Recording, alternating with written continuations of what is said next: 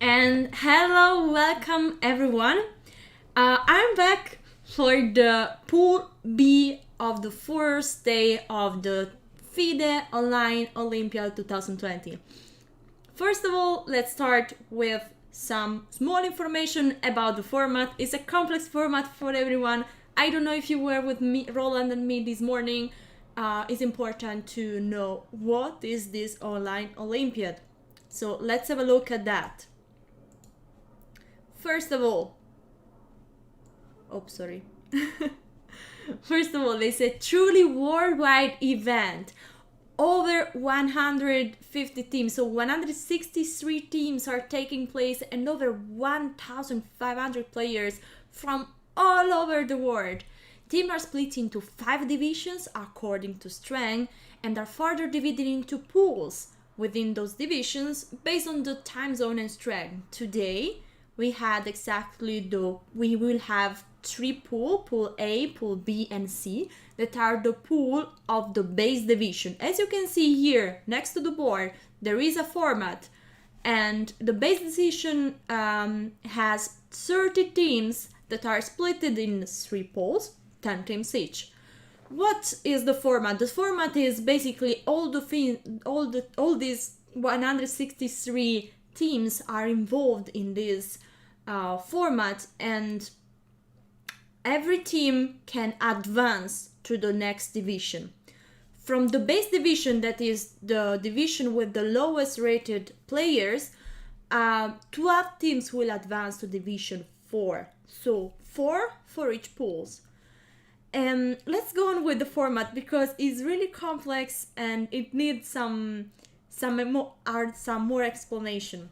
So, first of all, a very important features of this opening is that the team has 2 open boards, 2 women's boards, 1 junior male board, and 1 junior female board. So as I said this morning, it's like 3 events in one. We have an open event, a women event, and a junior event, all in one single team and competition.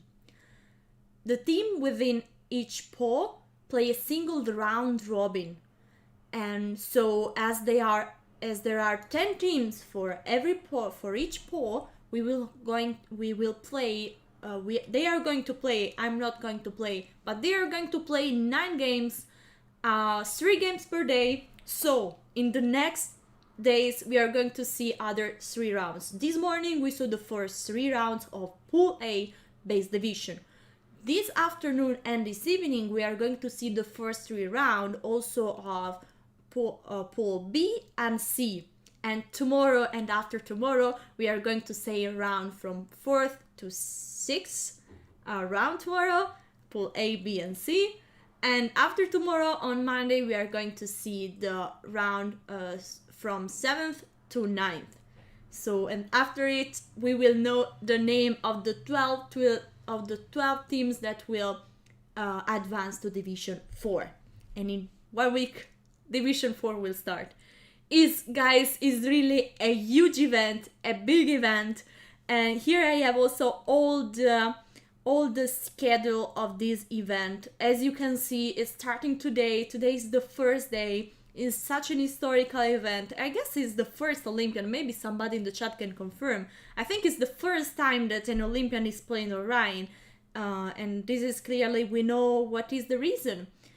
So as you can see, the last day will be 30th of August. So this tournament will be taking place for more than 1 month. I guess also this is a record, kind of at least in the last years. Really a huge event, very long. So let's go on with, also I want to show also some top players, top names, some big huge names that you are going to see in the upcoming days. Not today guys, because today we are starting from base division, so the last division. But later will be there Nepomniachtchi, Grishuk, Aronian, So, Rajabov, Giri, Mamedov, Anand, Duda, and many more. So, but we are also going to have a lot of very strong women Ruifan, Conero, Goriachkina, Juvenjul, Lagno, Zagnidze. I hope to pronounce all the names correctly. Yeah, will be really a nice eye level tournament, and I'm really honored to be here at hosting this event, hosting this base division of this event. I want to present you the teams that will be playing today.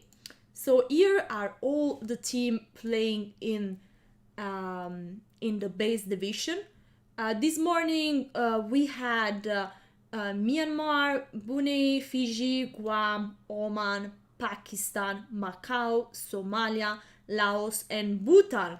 This afternoon we have Lebanon, Bahrain, Qatar, San Marino, Mali, Liberia, Burundi, Gambia, Gabon, and Democratic. So, as I said this morning, as I said this morning, we did some bet. Which team of this division will qualify for will advance to Division 4? And yeah, with Roland we did some bet, and let's see if the bet were correct. Now I want also to do some provision about this Pool B. So I have to say something. I saw that one of the team is San Marino, and I don't know if you know where San Marino is, but San Marino is inside Italy basically. So I guess people there speak Italian. Incredible. Another country that speaks Italian is something incredible. So alright guys, guess what? Game have started. So here we have the first game of this Pool B first round. And okay. I mean, I don't know if you see all this flag. For me, most of the flag are completely new. Here we have Mali, here we have Bahrain. This morning I had the pleasure to have the Grandmaster Roland Priesters, but also Geography Master that was explaining also where these places exactly are, where is near to which country, and I mean it was really precise. Tomorrow we won't have Roland with us, but we are going to but we're going to guess where the flag. Maybe you in the chat you are going to have me. Okay, let's see. We have some games. All right, let me shortly. Okay. These are the team. All right, let's start with some games. I have here all the division, the Pool B. All right. All right, first game, F4. F4, first of all. This is called bird opening. It's not one of the most common opening, but it's playable. And here we are again in a normal setup. So e4, g6, knight c3, bishop g7, and g4. It look like it's like a modern defense, where white played already f4. There is a difference that white started the game with f4, but till now is everything normal. Knight d7 and knight f3. Okay, I guess this is a normal opening. So let's shortly move to others. Here we have e4, first move, and Mr. Gaspar Mashallah from Congo is playing. It's amazing, by the way, to see all this country facing each other in such a long competition. And Bart Bongo from Gabon. Guys, I don't know where Gabon is. I'm sorry. Gabon, people from Gabon or Gabon. Sorry, but I wish you can play a move. you know, as is a worldwide competition, it's clear that somewhere in the world they might have connection problems. Clearly, we hope that still there will be fight on the board, there will be games, but might be that some players will be face connection problem. And by the way, they try to be a bit flexible. They don't normally on chess.com. After 15 seconds of disconnection, you lose the game. In this competition, they will let just the time run. And if any player could reconnect on time, he can go on with this game. So let's see this game. We are Lebanon against Gambia. So Mr. Salman. Let's see this opening. E4, D6, Philidor.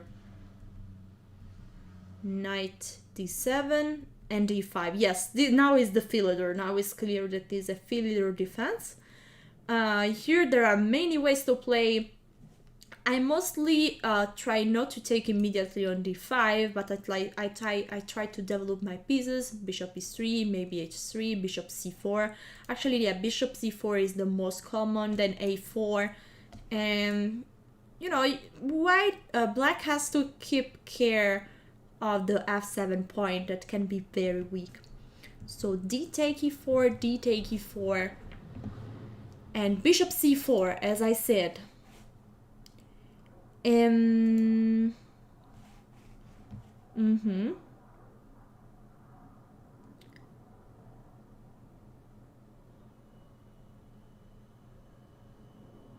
All right, so Bishop C4, Bishop B4, castle, Bishop takes C3, B takes C3. Okay, mostly this is not happening so much. I mean, I would have a question. If Roland would be here, I would ask him, what about this structure? I mean, what are the pros and the cons? Remember, every move has advantages and disadvantages. So clearly the disadvantages of this structure is that it's quite weak. The pawns are not anymore connected to each other, and they can be much weaker than in a normal structure. The advantage is that white has the bishop here. So the bishop might even move to a3 and avoid black to castle. But let's see how the game went on. C6, rook a1, protecting this pawn. I have a question. Why black could not take here? Oh! Queen d5, attacking the knight and threatening mate as well, I guess. Is this the move?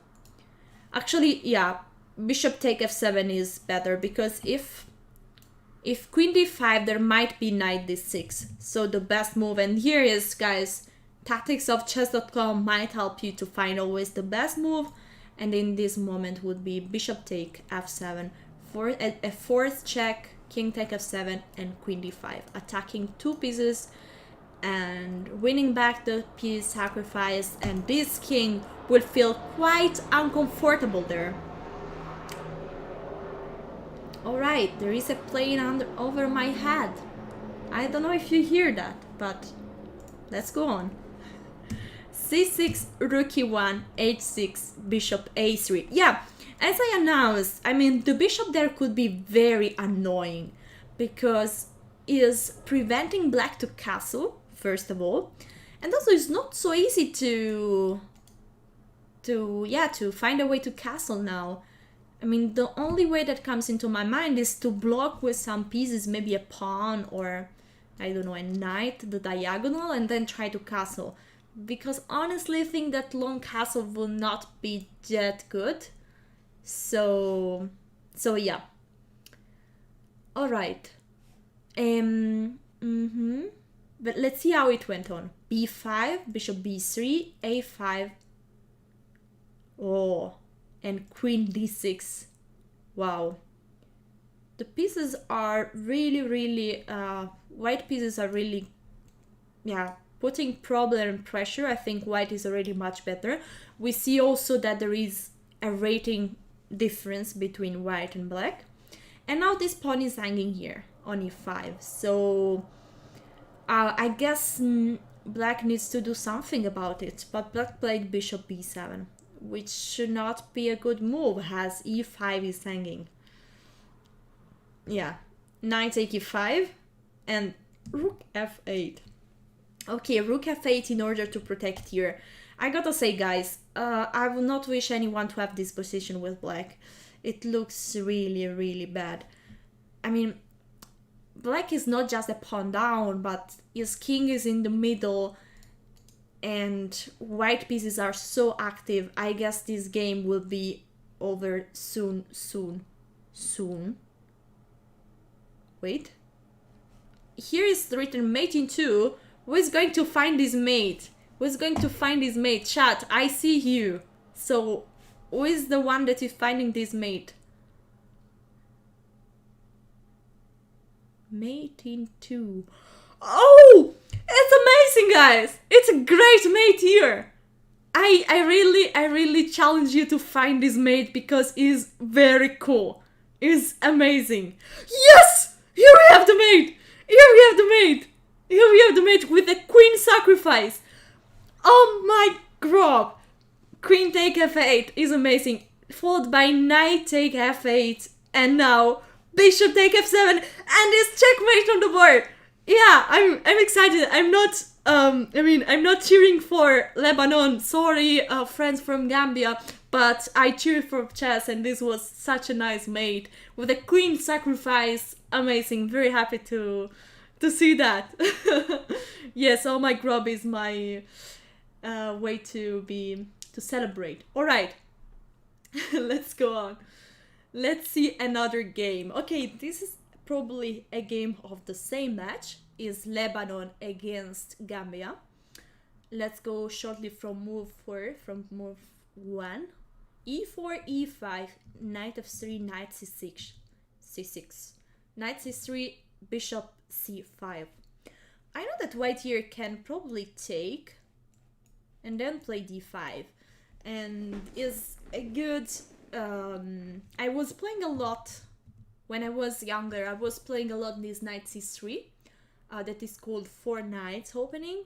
And I was very, very happy when my opponents were playing bishop c5 because you have this move that is knight take e5. Mostly a lot of players plays bishop take f2, king take f2, and they take back. It seems like the white king is dangerous there, but actually black will be able to play d4 to develop his bishops, and white will have a solid control of the center and a good control of the position. And the king will try to find a good place on g1, or maybe the dream would be to develop the bishop, then to develop the rook, and then to do an not so natural castle, but still the king would be safe on g1. So, but let's see how the game went. I guess here we had d3, yeah, not knight take e5, knight f6, a3, a6, b4, b4. White is going aggressive. Bishop a7 and bishop g5. Okay, bishop g5 is a very typical way to develop this bishop. Mostly the plan is to bring a knight here and to take advantage of the fact that the knight is pinned on f6.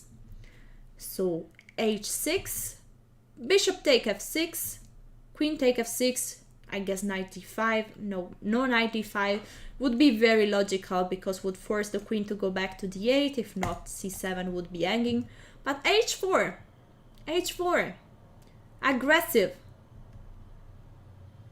knight d4, wow, okay. Black is putting also his pieces in. I guess, you know, guys, now I start to prefer black because, yeah, I mean, first of all, I love bishop pair, and bishop pair, I guess, I think a lot of chess players love bishop pair, but especially in position that might open up, bishop pairs can be really extremely powerful. So,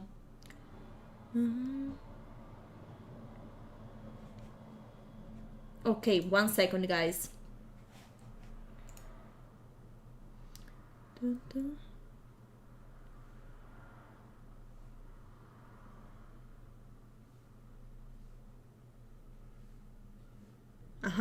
Okay. Sorry, but we have also some managing stuff inside. So, knight d5 and queen d8. And queen d8. Okay, guys, I will go in a short break. Really, you can count the seconds. Will be less than 60 seconds, and I will be back with the commentary of this Pool B first division. So, see you in less than 30 seconds.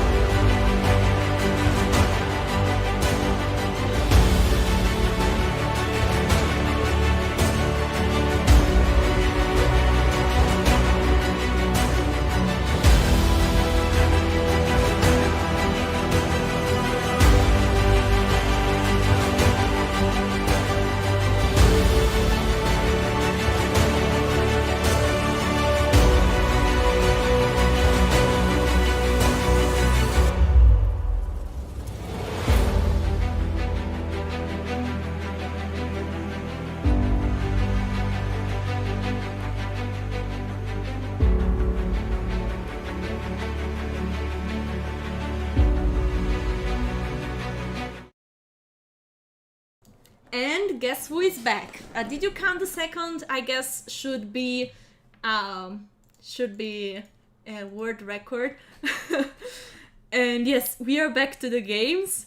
So more than 60 seconds, 75 seconds. Next time I will be faster. Sorry. All right, but we are here. We are on track. The game are here. And let's go on. So we were watching this game. Let's see. Actually, there are some results. So I will shortly move to other games. Because, okay.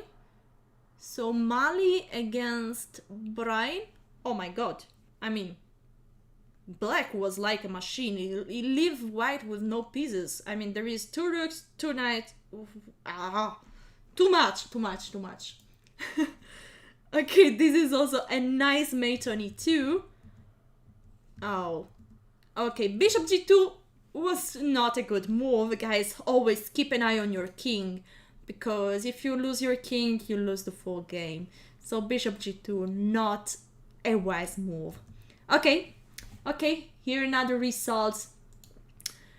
And okay, let's go back to the game that we're analyzing. Like this, we can take a look at that. Okay, queen d8. I have to update it. Okay, let's analyze the live position. Like this, we try to... Okay. I have always, I mean, grandmasters can watch the position and say, okay, white is better, black is better, it's draw, that draw. But I have to do a very analytical job. So, as my mother told me, my mom is always, she doesn't play chess. You know how she evaluates if I'm better or worse? She count the pieces on the board. And then she say, okay, 9 against 2. We can do it the level up. So we count the pawn, we count the minor pieces, we count rook and queens. So black has 2 extra pawns, but is missing a minor pieces. So black is 1 piece down, but has 2 pawns as a possible compensation. Now let's try to go at a deeper level of analysis, and let's try to understand the dynamical factor of the position. So, okay, queen were exchanged, You know, I guess white is better because white is a piece up. And the only way to create compensation would be to create threat against the king or to push the pawn. Now that a lot of pieces are exchanged, actually this should be even easier for white to develop his pieces and to... Okay, one trick of the position is that king and knight are in the same file. So rook d8 might be... Okay, now there are 3 pieces on the same file, so rook d8 looks extremely natural. But I guess that after king c3, this should be no problem for white. Yes. So, yeah, I guess no problem for white. No problem. Yeah. Alright. So, I guess here white is doing pretty well. Also, wait, white has such a low rating compared to his opponent. Is 600 rated less, but I would say he's doing great. So let's switch to another board. Okay, we have bishop d7, but it seems not so much for black. Not enough compensation. Let's go to another board. Here we have Bartebango from Gabon. We saw it already this game against Gaspar Mashala from Congo. Alright, what about this position? Again, the pawn, they have the same number of pawn, the same number of pieces, so it's about the dynamical factor of the position. First of all, there is a queen attacked here. The knight on e6 is attacking the queen, so white have to move the queen. We saw already some queen sacrifice today, but we also saw that they are not good, so let's see if Gaspar will move his queen. I guess he should move the queen to h4, something like this. He actually has really a promising position. There is a pawn on h5 ready to capture on g6, and rook and bishops ready to attack the lonely king on g8. So let's see. Yeah, Gaspar put the queen here. I guess now white wants to take on g6, maybe even sacrificing a piece there in order to open up everything and give checkmate. So we will see. I bet on white and oh, okay. There is a pawn on d4. Was it hanging or is that a dangerous pawn to take? Knight take d4. I mean, what about bishop e3? Pinning the knight at the queen? No. Knight take d4, queen take d4, and Gaspar says, it's Gaspar. Gaspar says, don't care about pawns, I want to have your king. So I think he will go for the attack. Okay, he wants probably to put a second rook on the h-file and try to give checkmate. Let's move shortly to other games. Here we have a candidate master Ali Al-Ghazra against Mr. Aseye Al-Hosseini. I'm pretty talented to read these names. Actually, I'm pretty untalented to read them. But yeah, let's see this position. f4 is on the board. I like this f4. You know, always, when there is e4, e5, the e4, e5 structure, mostly the weaker point in each of each color is the point f2 and f7. So you gotta really keep an eye on that and try to protect that point. Now I think white with the move f4 wants to attack the point f7. He's already attacking it with bishop and queen, and so now soon a rook can join. So is yeah, I like f4. And also I like knight a5 as well for everything we said. White has a powerful bishop and a queen attacking f7. So knight a5 at changing the knight for the bishop is, I guess, a good threat. Ooh, wait! There is a rook hanging here! So no, to take the bishop would be a huge mistake. A huge blunder. The rook is hanging on e8. There is a rook hanging there. So no, please, don't take it. Don't take that. I guess then knight c6 back is the best move. We will see. Alright, let's go to this position. Another game between, actually an international master, Fadi 8 from Lebanon against a Brimaba from Gambia. Alright. So, what about this position? 4 pawns each, 7 pawns each, 2 minor pieces, 2 queen, 1 queen, 2 rooks. Alright, so the material is equal. Now, white has for sure a better development and a better control of the center. What about the king? There is a king on d2 that could look like, okay, what is doing a king on d2? Might seems weak, but actually, I guess the king is not weak at all, and the rook have connected, so yeah, white will probably put rooks in the center, and the king will always have a safe spot on c1, b1, like it would be a long castle. I don't know how the king got to d2. Oh, wow, guys, the king just went to d2. No, this is such a creative way to castle. Amazing. I love it.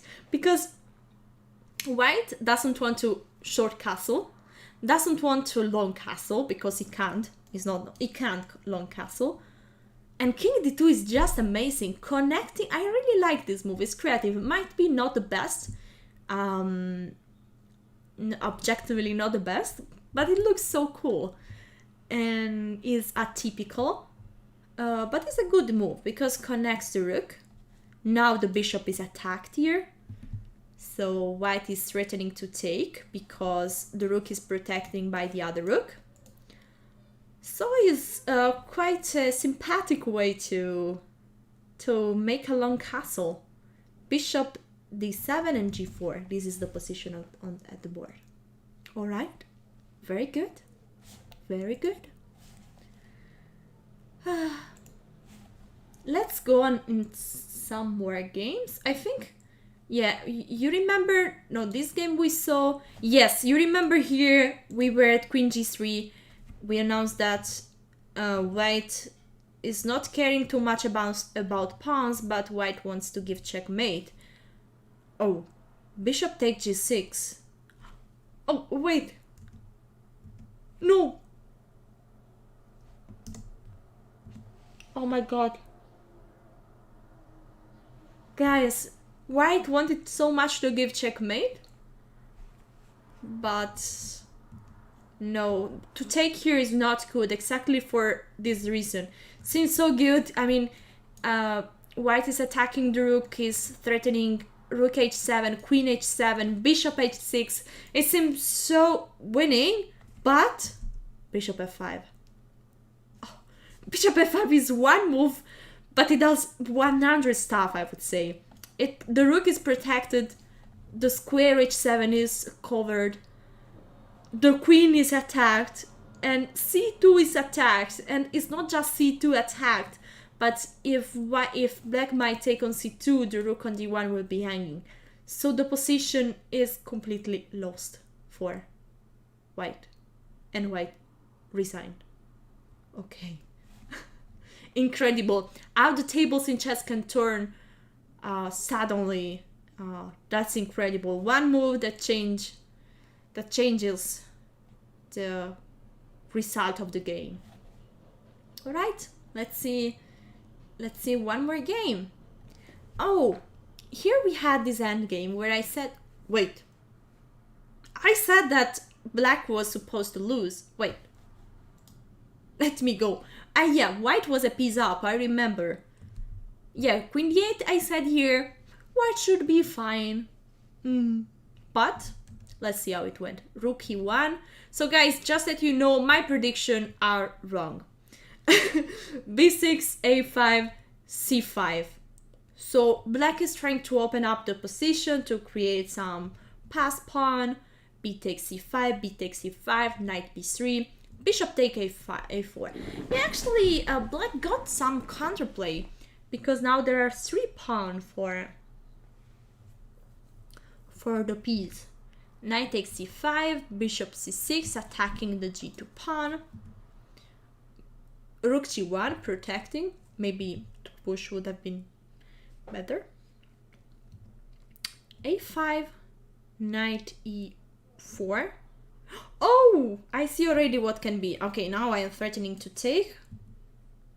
Okay.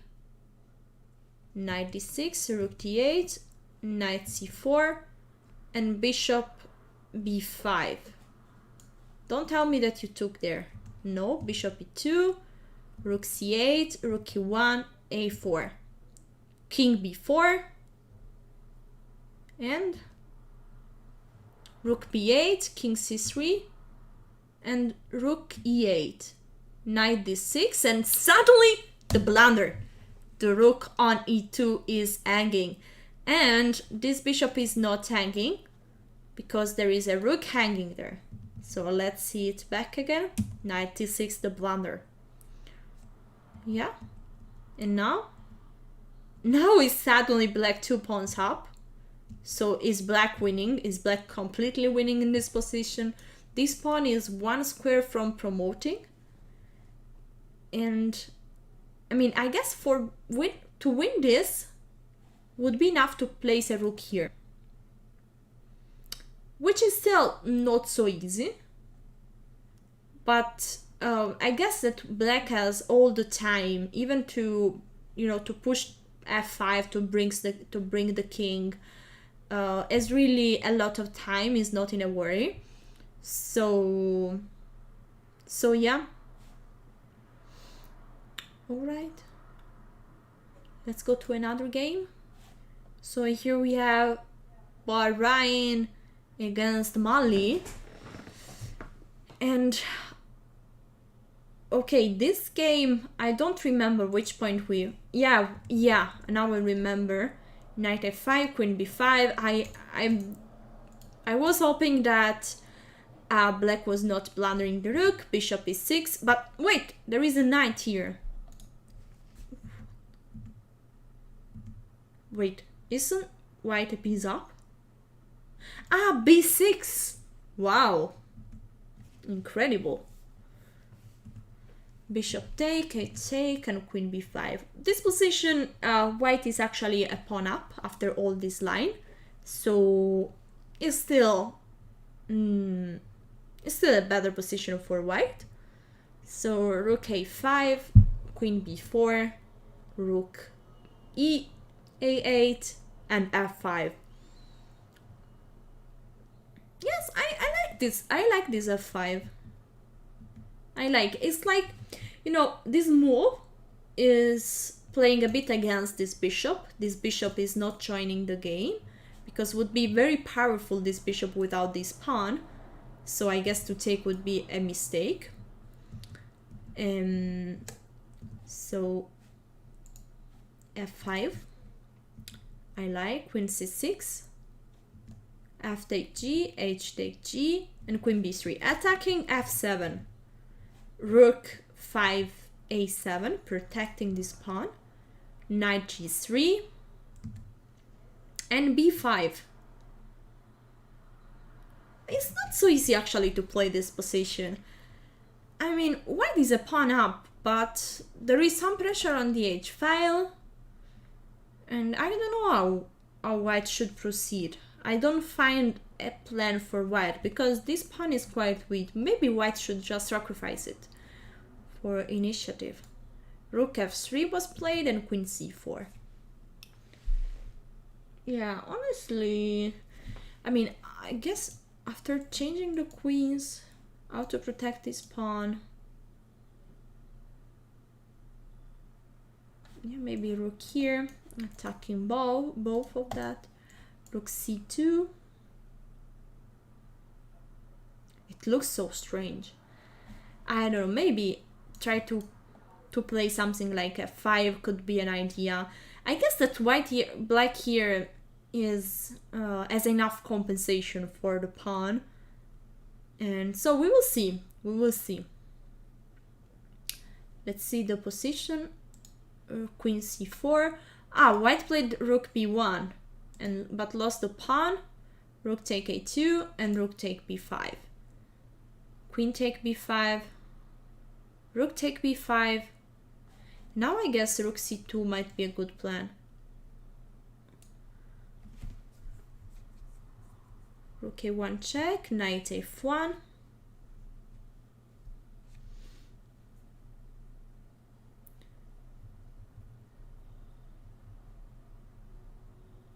Black has really few time.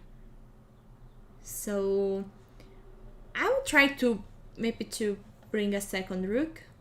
Or would be cool to activate this bishop. The point is that it's not so the time. Just white just won on time. What an unfortunate change of circumstances, I would say. Yeah. Never forget about the clock. Never forget about it. Yeah, GG. GG. This was not winning at all. But let's go to the last game of the day, of the first round.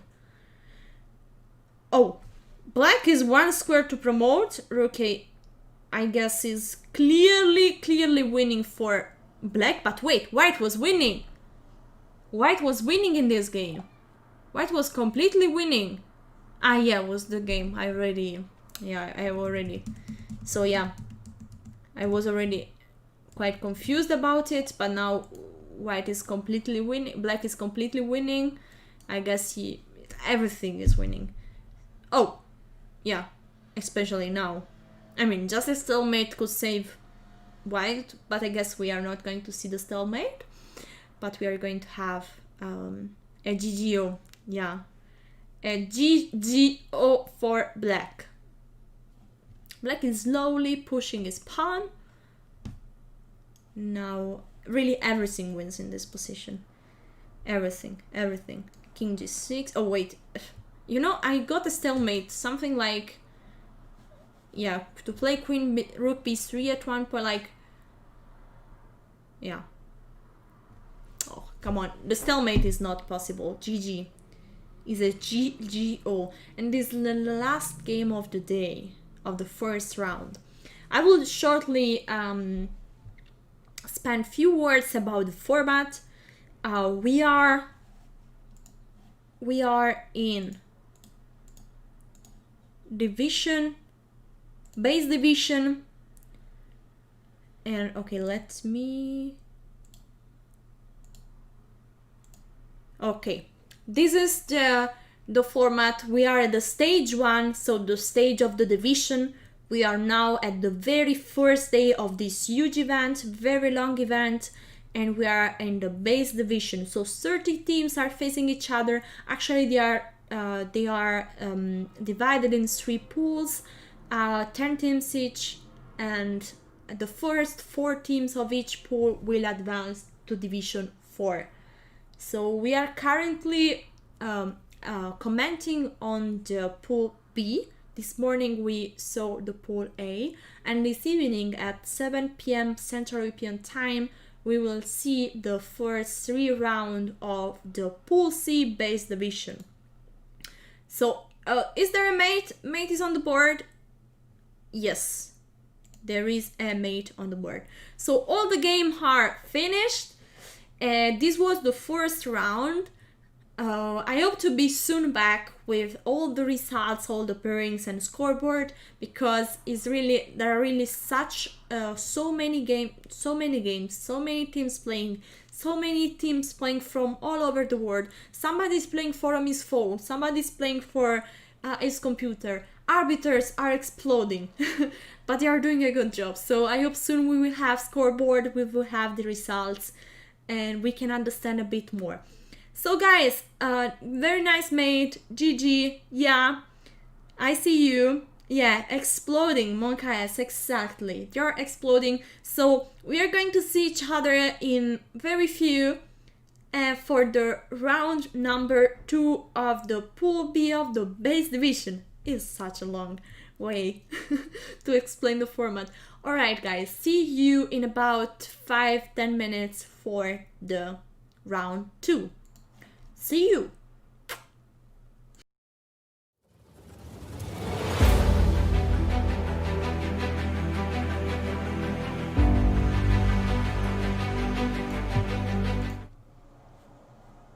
And sorry, I forgot to announce that somebody very very strong will join me for the round number 2. So stay tuned and see you soon.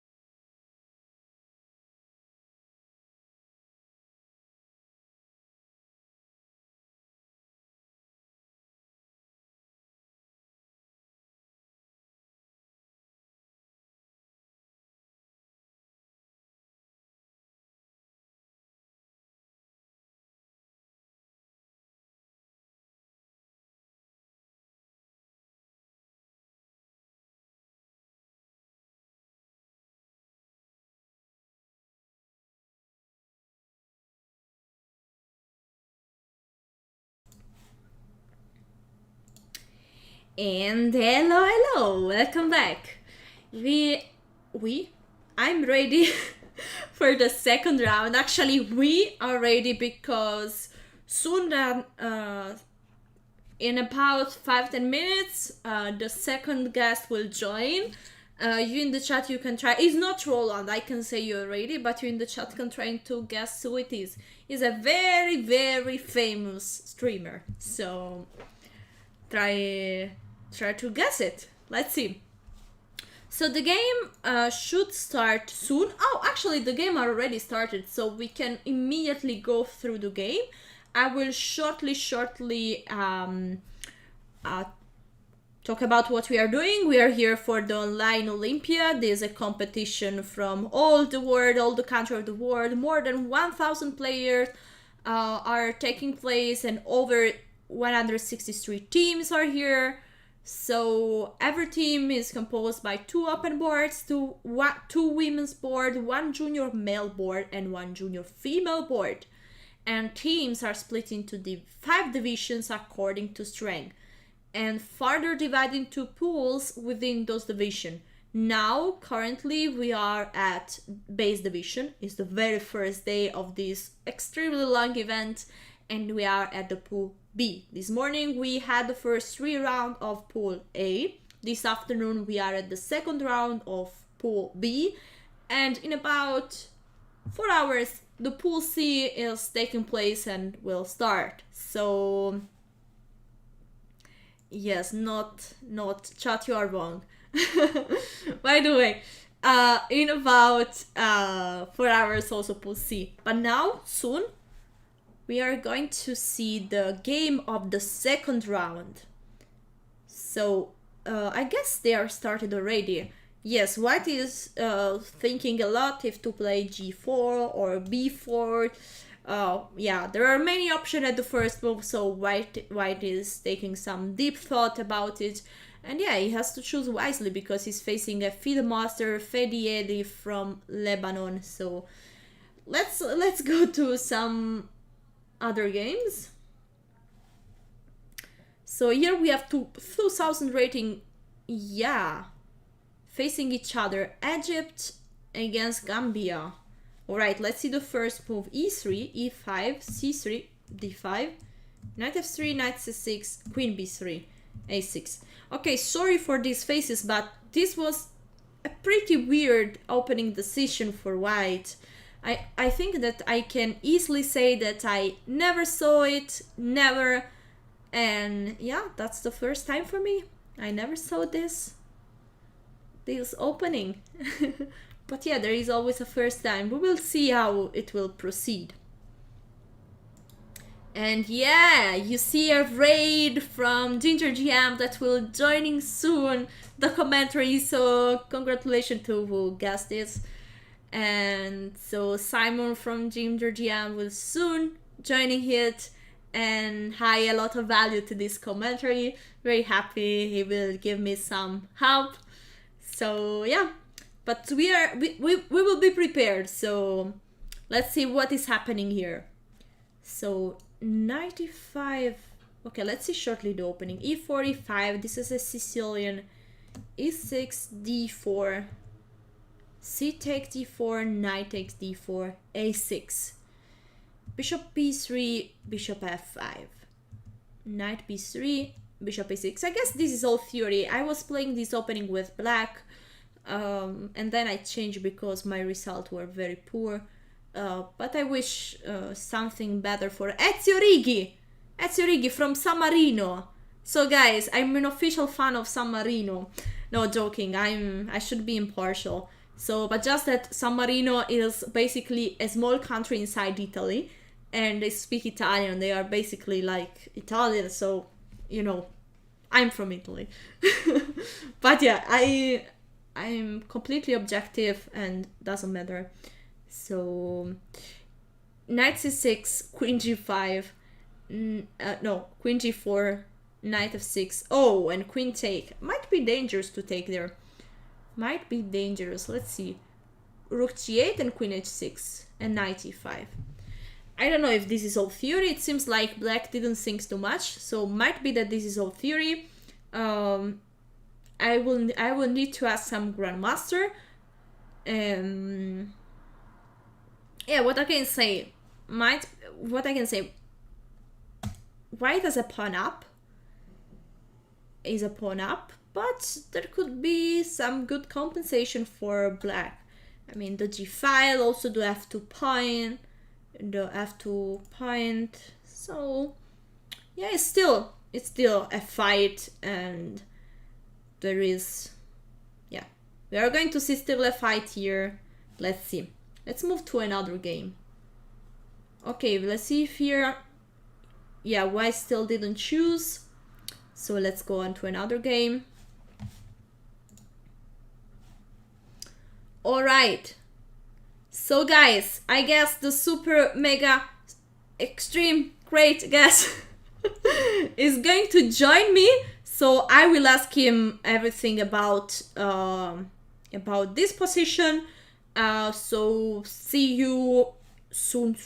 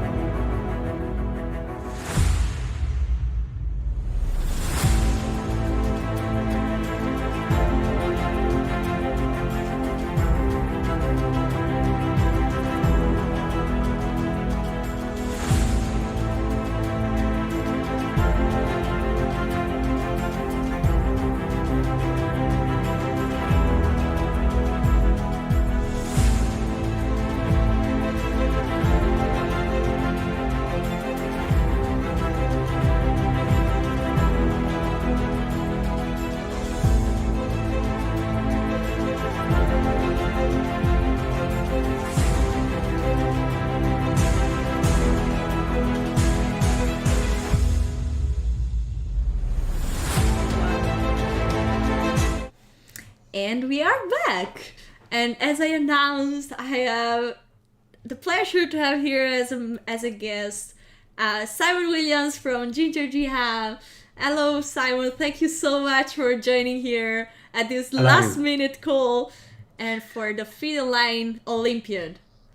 Yeah, definitely. It's great to be here. Thank you so much for having me on. And I'm excited to see the games and see what's going on in this section. It's what's happening nowadays in the online events like the online Olympiad. And been looking forward to this for quite some time, commentating. So how's it all going so far anyway? Any exciting stuff going on? Yes, basically a lot of blunders. But I would like to introduce shortly to this event, to do a recap for everyone, because it's really a complex format, so it needs to be explained more and more.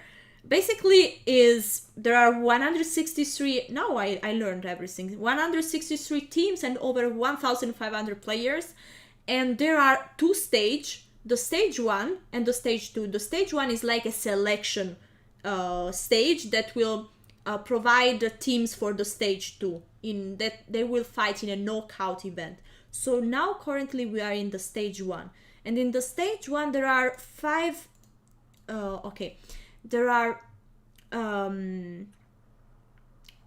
teams are split into 5 divisions according to strengths and are further divided into pools within those divisions. So basically now is the very first day of this event, and we are at the base division where 30 teams are challenging each other. They are divided in 3 pools, 10 teams per pool, and the first 4 teams of each pool will advance to Division 4.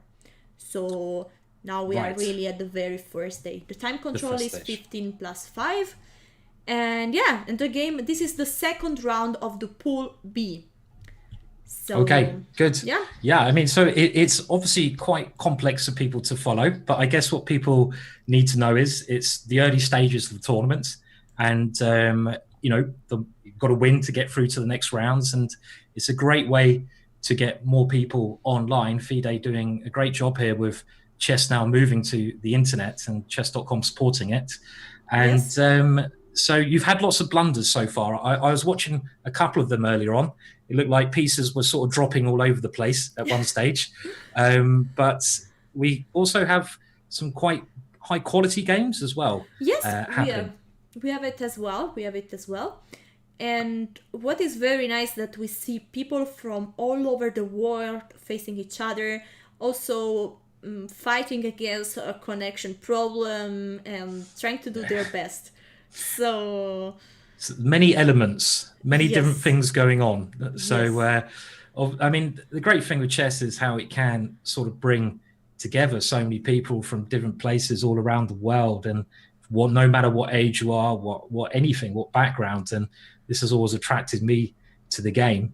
And I see you have a board up here, and some of the teams are playing, and it looks like White's getting very short of time at the moment. An FM playing with the black pieces, and do you have what's been the best moment so far, do you think, of what you've seen? You mean of the whole event? Of today, yeah. If you had any sort of special tactics going on? Yes, I had it. I sadly don't have the game, but there was really a cute checkmate in 2 moves. I also challenged the chat to find it. Was with queen take f8, so a queen sacrificing, and then bishop take f7 mate. Was really a romantic checkmate. Was by far my favorite moment of the day. So we all love romantic checkmates, don't we? I mean, everyone appreciates the long positional grinds, but the romantic checkmates, you can't beat a romantic checkmate. Yeah, it's romantic, Of course. We want to see more romance on the board. Yes. We hope. So we have right now 15 games playing, so let's start focusing on the second round that is already at the middle point. For example, this position, what do you think about this position? Is a FIDE master facing a player with nearly 1,000 rating less? Yeah, well, obviously when you're outgraded by 1,000 points, it's going to be very tough, as we all know. We've all been there. Every grandmaster's been there as well, losing to high rated players. And I think black is a pawn up. Black is probably going to win this game. But I must also say White's doing very well to keep things together, considering the rating gap here. Maybe the one thing White could try is to start some kind of attack on the king side, on the dark squares, but it's going to be hard to do that. Something like bishop g5, bishop f6. Okay, White going for this queen g4 idea. I just feel if Black times his play on the queen side correctly, with maybe some knight move and then d4, you have to be very careful playing d4 though, because you give away the e4 square. White might be able to bring the knight to e4, but at the end of the day, Black is a pawn up, so White has to prove the compensation here at the moment. Yes. So yeah, I agree. Very short a time though. The time is going to be very important here. Is that only 34 seconds left? Yes, 34 seconds, and the increment is just 5 seconds. So yeah, White is in trouble. Is a pawn down, but also in time trouble. Yes, so it's looking very tough for White there. Yes. So okay, let's move to another game. Yes, here we have, I guess, from the second Bahrain against San Marino. okay. Yeah, so yeah, this is another complex position. I'm glad you pointed out the names of the flags there, because I don't want to be rude, but I would have really struggled to have worked out. I think the stream understood that I have no clue which flag are, because I always put my mouse on that and it shows the name. Crafty. So, I thought you just knew all the flags. You memorized them before this job. This morning Roland was knowing nearly everything. Yeah. Every flag, also where the country are, because I have also some country I have no idea. So yes. Well, I used to have a friend from Bahrain and at university, and I know it's an interesting country. And San Marino, I don't know if you know Eurovision, the song contest, but they always vote for England. That's all I know about, San Marino, very small country. Yeah, but San Marino is in Italy, and I'm from Italy. It's inside the Italy territory. So San Marino is... I know. You know better than me. Yeah. I was also there, actually, I guess. Well, I guess once I was there. Okay, so good stuff. And I suppose looking at the position, I kind of prefer White here, because again, one very important skill I think that everyone could try to learn from, if you're a beginner or whatever standards you are, if you look at a position and don't look at it with a computer, but just try to assess what the important things are about the position in front of you. And both sides have pretty decent pieces here.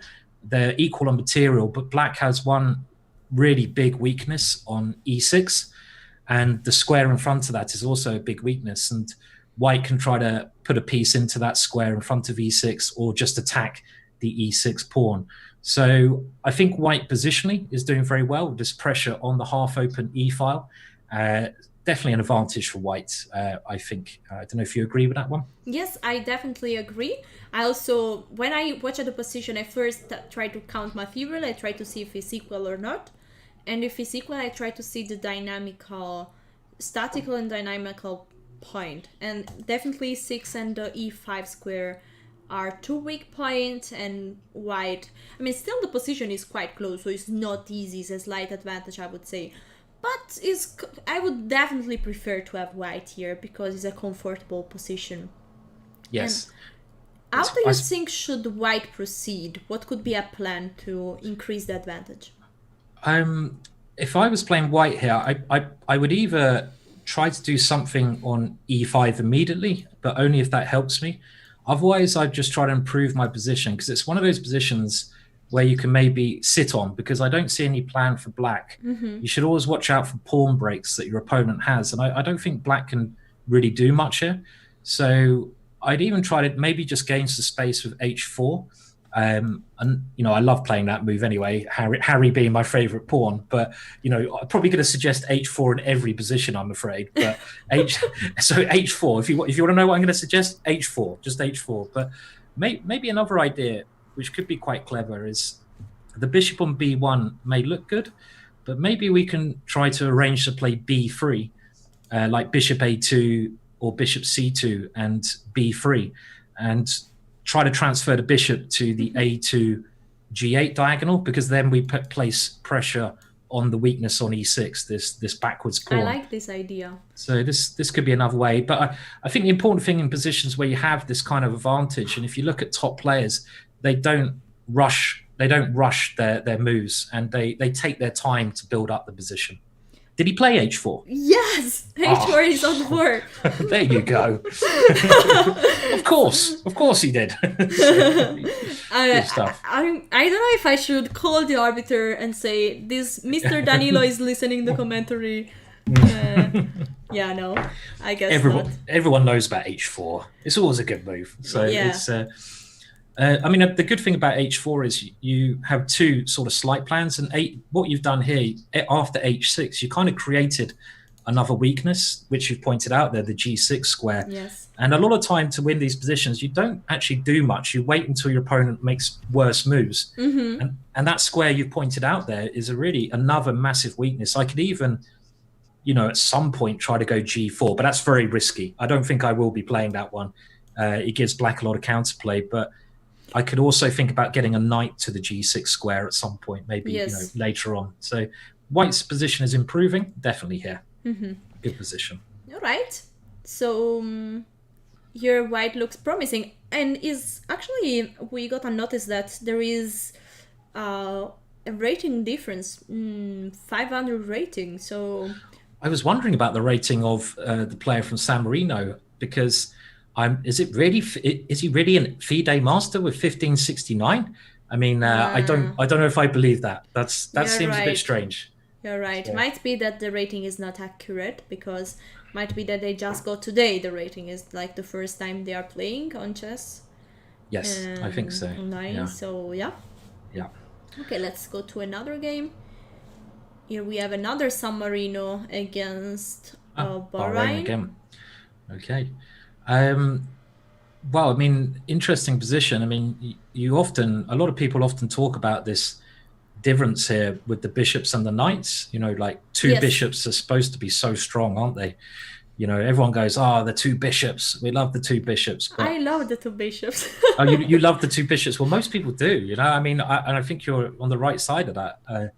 I sometimes think they can be a little bit overrated, but it depends if they can get on open lines. Sure. And the knights are looking quite good here as well. Yeah, I mean, that last move attacks the c3 pawn. It's very hard to move that knight away. So I'm just wondering which side I prefer. Maybe I even prefer to be black here, but I'm not sure. I think black is doing okay at this moment in time. So yeah, maybe bishop d2 would be. I would prefer white, honestly. The two bishops. For the reason, yes. I mean, as you said, it's not that bishops are always great, especially when positions are closed. It's not that bishops are like God in every position. But when there is like potential to open up the position, mostly I really prefer to have the bishop here. And yeah, I think that the queen side might open. Oh, we could have a blunder there, though. I mean, this is. Well, the question is, what are you going to do against knight c3? And knight c3 now played, and I guess bishop d2 was needed. I think bishop d2 is needed when black could have tried b4 there, but I mean, in this position now, it certainly seems that black is taking control, because we got the two rooks versus the two bishops. Do you prefer the two rooks or the two bishops there? I prefer the two rooks. I also prefer the two rooks. Yeah, two rooks are good. And this looks now very good for black, I think, after that blunder, I think, by white in the position. So, yeah. Yep, I agree. So let's move on. Oh, here we have 13 seconds for white, so... Wow. Wow. Okay, Yeah. and crazy position here. They both seem to be quite equal on rating, but with 8 seconds to go, I don't like white's chances. And with the king on g3. I agree. With the king on g3, you're a bit scared, aren't you? Well, I'm scared. If I had my king here, I would not be happy. So we could be seeing a result very, very quickly on this board. There's only one piece blocking black's attack, and that's the knight on f3. If that knight can never be moved from f3, then f2 drops. But so maybe knight take e5 could... no, because it's protected by the bishop. Something like that, though, was quite tempting. Even bishop c5, preferably the moving the knight might have been good. Cool. White's grabbed a very greedy pawn there. Bishop takes. I would not be grabbing that pawn as white. I know white is very short of time, and I think this also Bahrain versus San Marino, possibly. No, this is Gabon against Lebanon. Lebanon. Okay, so the player from Gabon grabbing that pawn, but that seems so risky, doesn't it? The pawn maybe not so relevant, and you have to be very careful here if black just plays something like knight takes knight and b6, and the bishop on a7 could be trapped. This is also a very good aggressive move that was played, but I think I would play like this and just say to that bishop, okay, you're not coming out. Yeah. You're dead. Black won on time. Okay, so it looked like still was. But I was wondering, how did that king get to g3? I mean, I don't know. This sometimes occurs in the Tarrasch variation of the French defense, but normally then white has a pawn on f4. So it's a good question. It's like a puzzle where you have to think backwards, isn't it? Why did white put the queen? Yeah. Which way did the king? I mean, king f1, king g2, king g3, I guess. But why from f1 to go to g3? It's a good point. Yeah, not to be recommended at home. That's for sure. No. Don't follow that king route there. No, definitely not. Definitely not. All right. Here we have an endgame with two pass pawn and queen and rooks. I guess here, I mean, the first element that I see in this position are exactly those two pass pawn that are very promising for black. And I would secondly check if the king, if the black king might be in danger, because if the king is safe, I would definitely say that black is even winning here. Yeah, I mean, can we just go back to maybe move 32 of black? Black played this rook d7 move, which he really didn't need to play. He could have played like some safety first move or queen e4 centralized, but allowing this queen e4 looks very safe. Just put the queen in the center of the board. I like maybe you go queen e5, try to swap the queens off if you want to. Because in the game, allowing queen b8 check seems quite risky for black. I mean, when you've got a winning position, it's very easy to give away winning positions. I think one of the hardest skills for anyone is winning positions. And the most important thing is not to allow your opponent any counterplay. And in the game, I mean, black might still be winning, but allowing queen b8, if we go to the actual continuation and just see what happens in the game, then we can see white does have some sort of attack here. Queen b8, and now the king has had to come to f6. I mean, black might be winning, but do I really want to put my king on g6? I think I'm okay here because there's no way that white can attack that king. But it's a little bit scary, no? Would you be? I'd be a little bit scared here, no? I agree. Would have been 3 moves before. Would have been better to. Yeah, you always should. I mean, you always should take care of removing the rook from the last square, from the last line, because might be suddenly weak. And still, I mean, white now is threatening, I guess, mating too. Queen f4 and queen h4. So yeah, as you said, was a bit not necessary to allow all this. Yes, a little bit scary. I guess it could be covered with rook f7 and black is still winning. Or queen e4 maybe now as well. Queen e4 as well, that's a good move. Yeah, queen e4, very clever. And I don't think white quite has enough to do this, but with 2.5 minutes, okay, he's played rook f7. And you just got to be, again, you've got to play with a little bit of caution here. I mean, there is a pin now with queen e8, keeping a little bit of pressure on the position. The problem that white has is the rook on d3 is not really playing any part in this position. You'd want to get that rook on d3 into the game. So queen e8 played, and it should be good for black. Queen d6, for example, and black should be doing the job, trying to start an own attack like queen to g3. Oh, hang on a minute. You can see, this is, okay, so e2, but what about rook takes f7? This could be amazing now. Black thinks he's queening the pawn, but it's an amazing idea here. Rook takes f7. And if Wow. black queens the pawn, you go rook f1 check. It looks like black's suddenly winning, but rook f1 is check. And But it's like, poor. but the queen on e8 is hanging. Oh, yes. I didn't even see that. So, okay. Oh, good point. So I got double check there. I got very confused. So, like, wow. Okay. So I guess you have to go queen takes queen, and then. But this is got very complicated all of a sudden there. Yeah. So yeah.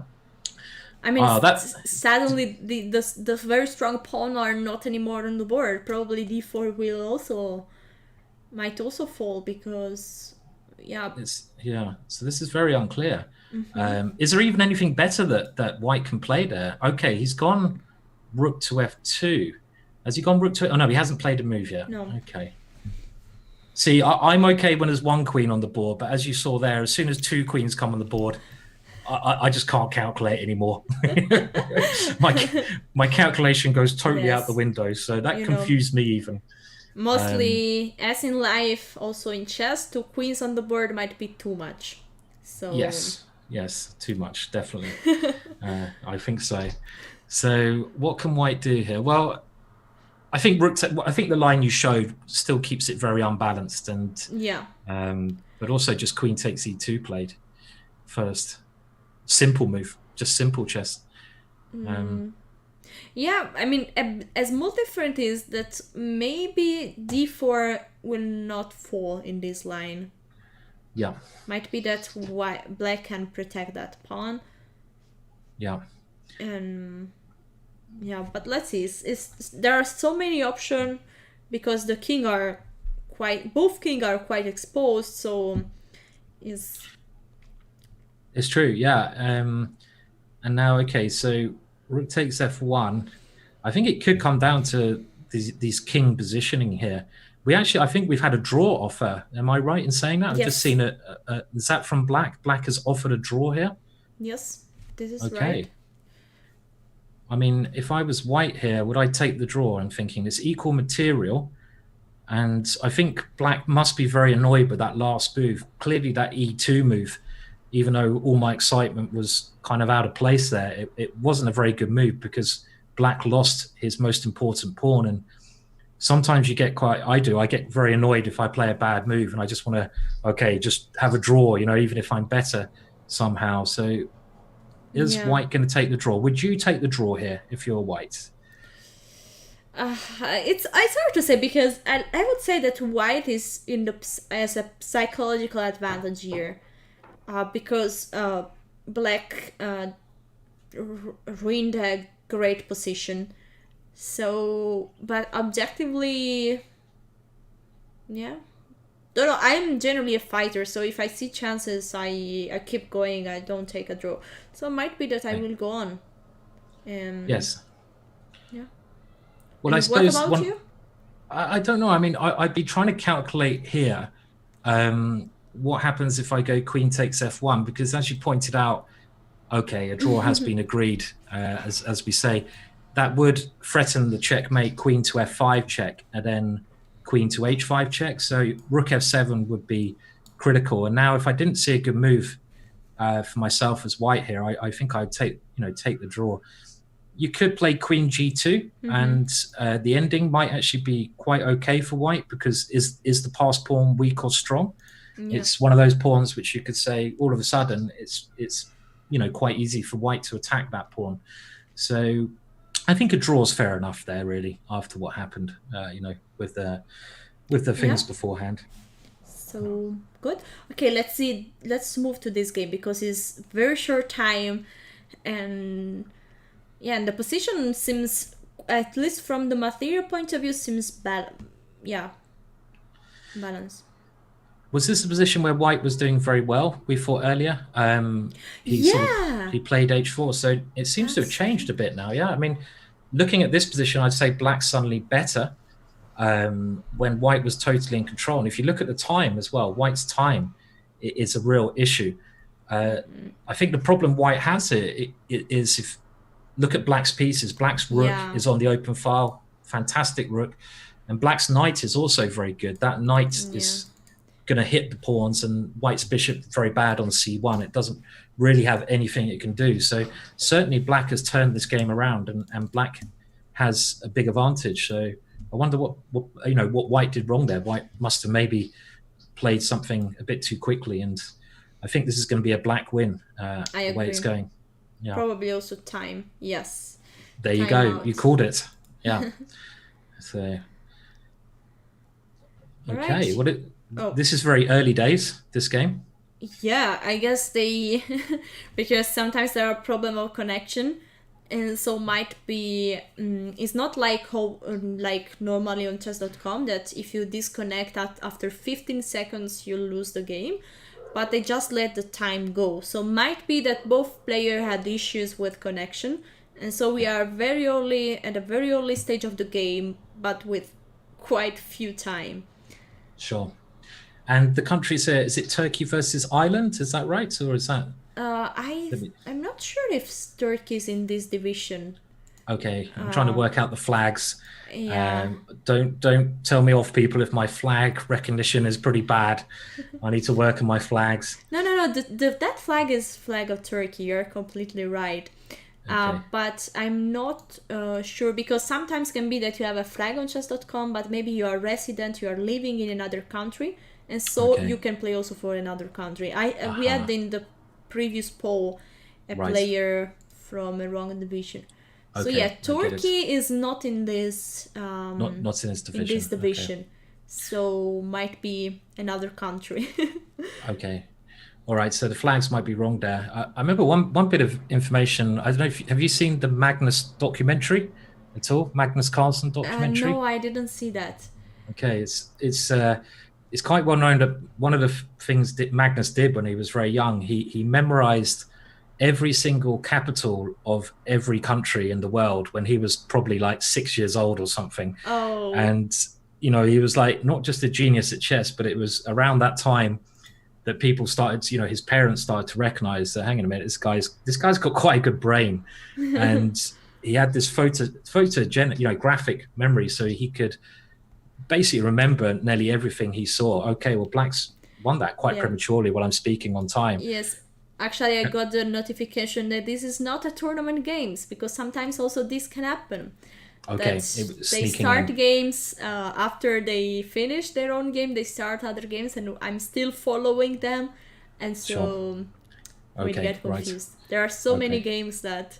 By There's a the lot way, of about games. Carson, so he knows all the capital, all the capital. He when he was very young, he memorized all the capitals of the world, which is not easy at the age he did it. He was, he showed incredible memory, and I know from my own experience, he did. I was playing in Reykjavik, a chess tournament in Reykjavik, and they had Yes, this pub quiz. I don't know if you've ever played in Iceland, in Reykjavik yes, yourself. I have played Ah, once. you have. Okay, it's a Yes, great tournament. I I love love it it. there. I love You it as love it as well. well. I love Very friendly Iceland. people. Yeah, it's Oh, amazing there. it's so I love that beautiful. place. Yes. So beautiful. Highly recommended to anyone out there if you want to play a tournament. Definitely Reykjavik. But did you play the pub quiz? They have this pub quiz where, I if it, was there twice. Once for the yeah, European Team Chess Championship in 2015, where there was this pub quiz. yes, And then I played the Open, but there I was not for the pub. I was not at the pub quiz. okay, But and I know what is the pub quiz. yeah, I think what impressed me the most, the pub quiz is, I think it's like 20 questions to do with chess, but the questions are so hard and they're so like, I think the highest anyone's scored, and people come from all around the world, chess historians, to try and do this quiz. And it's like a random position from 300 years ago who played this game. And Yes. most people, I think the highest score was like 15 out of 20. And Magnus did the pub quiz with his friend Hammer, Ludwig Hammer, I think, and Yes. they got 19 and a half out of 20, higher than anyone else. And Magnus's memory at some of the questions was just unbelievable. He remembered information that just a normal human would not remember. And this is the trait I think Bobby Fischer used to have as well, their memory. And it does help in chess to have Yeah. a big memory like this. So, Yeah, yeah. that's impressive. I didn't know that. So thank you for Yeah. sharing that with us. Big memories. I'm for sure not able to know. I don't know all the capital of the world, but of No, Europe, yes. of Europe. Okay, that's pretty good. Yes. All right. Oh, we have the results probably, so we are able to see probably the results of the day. Yes, here we have. Great. All right. So, all right. So this was the round 2 of the Pool B. Bahrain won against Mali. Gabon has 3-0. They are probably uploading the last results, but seems like Gabon won. Lebanon won 6-0, an impressive result against Gambia. Qatar won 4.5, 1.5 against Liberia. And Burundi San Marino is a 3-3. So the last game that we saw was exactly one of San Marino, where the table was turned. So it was a critical game for this match. The game where there was this weak point on G6, C6 was quite critical for this Very match. important. Very important game. Okay, so what happens now? Do they, on the 3-0, it just stays that score and there's one more game, I guess? Or I think they are uploading. I think they're uploading because they get the results from Arbiter that upload on chess results, and then we get the results. So we will know it soon, probably. Very shortly. I guess now we are going to a short break because the third round is starting in 10 minutes. So we will be back soon with new pairings and a new round, the last round of this Pool B first 3 rounds. Alright, so guys, see you soon, and yeah, stay tuned.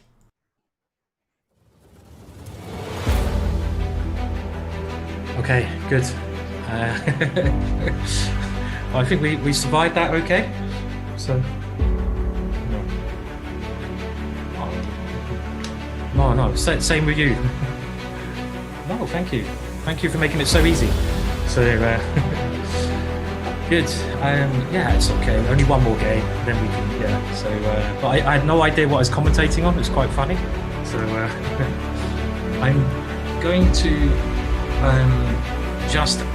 Do I have a chance to go away for 5 minutes? Is that okay? Okay. Okay. All right. Cool. All right. I'll be back soon or something.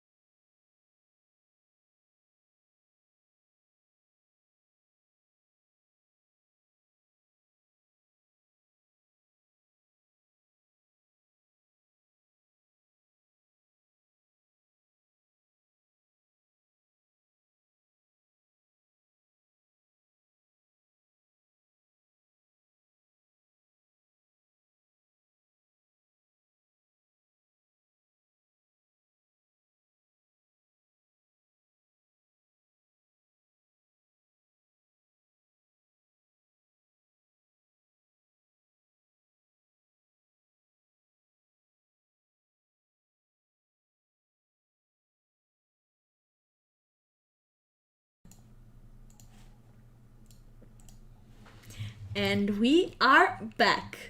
We are back.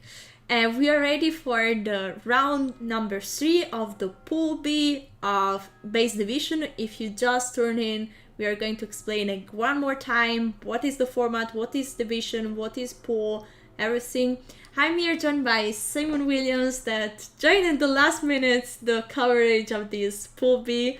And thank you one more time, Simon, for... Simon or Simon? I don't want to be wrong.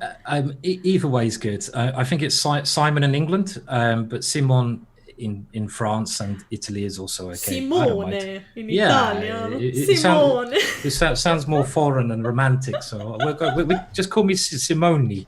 It's fine. Just call me anything you want. Simone, allora. Joking. Look, I've been called worse, so it's okay. So don't worry. Simon. I will call you like you are used to be called. Okay.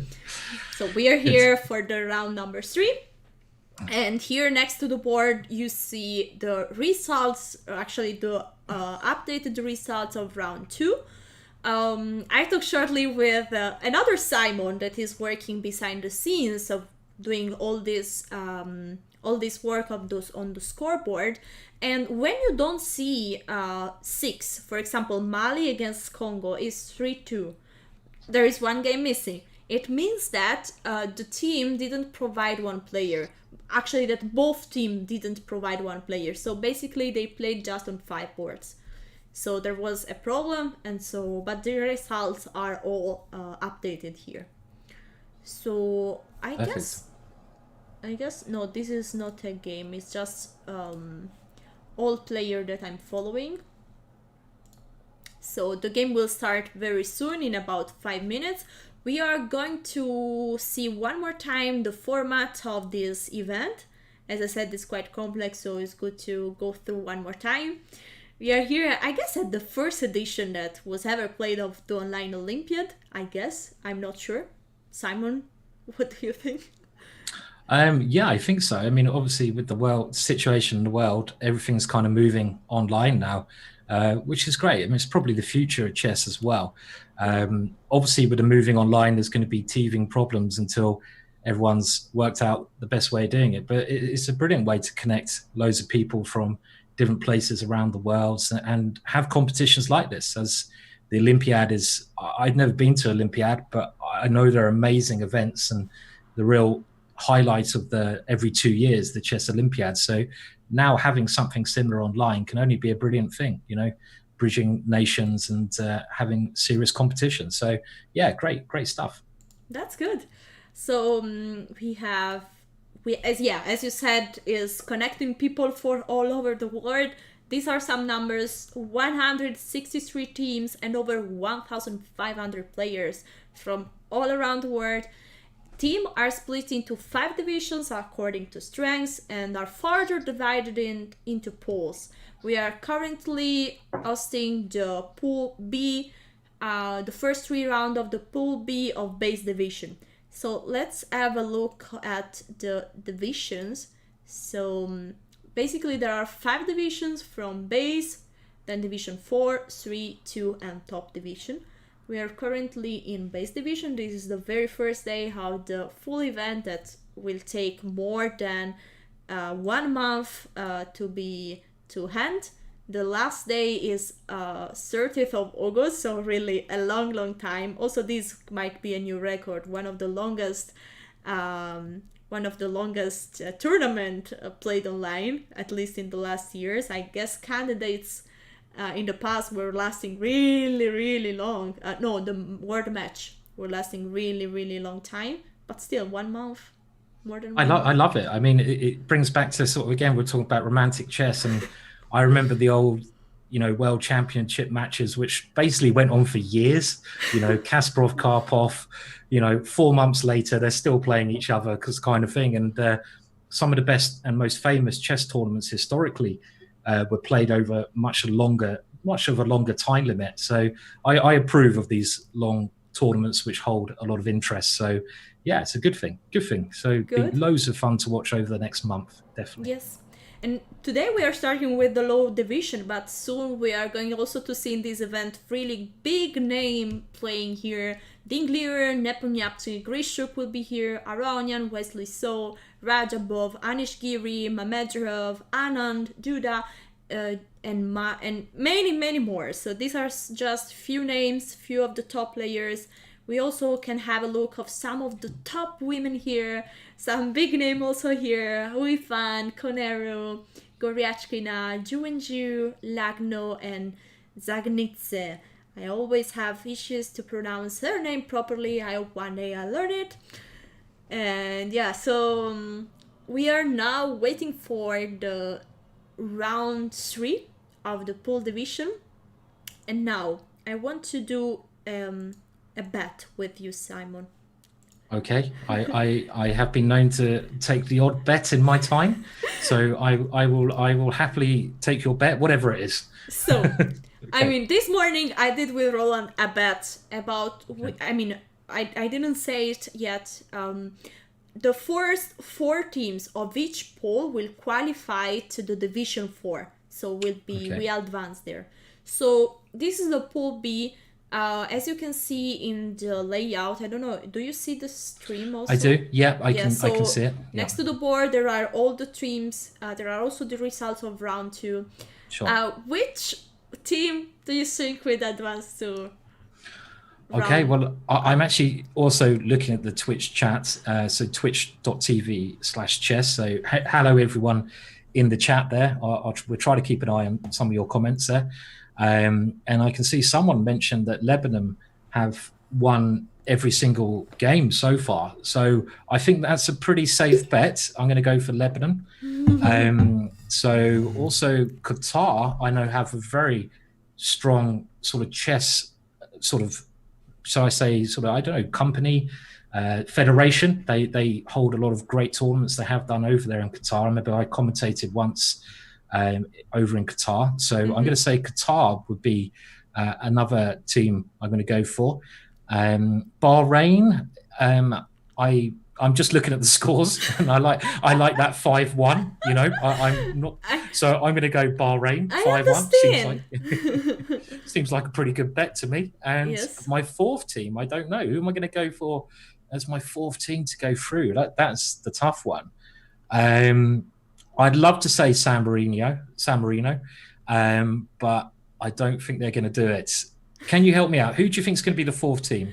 The first 3 I would have named exactly the same, and then I would have picked San Marino because they are inside Italy, so of course they speak also Italian, so I would definitely pick San Marino, but then you have to choose a different one. Okay. Let's go for, I don't know. It's really tough. I don't know who the 4th team's going to be. Who do you think in the chat? So we got someone saying Congo, world chess players saying Congo.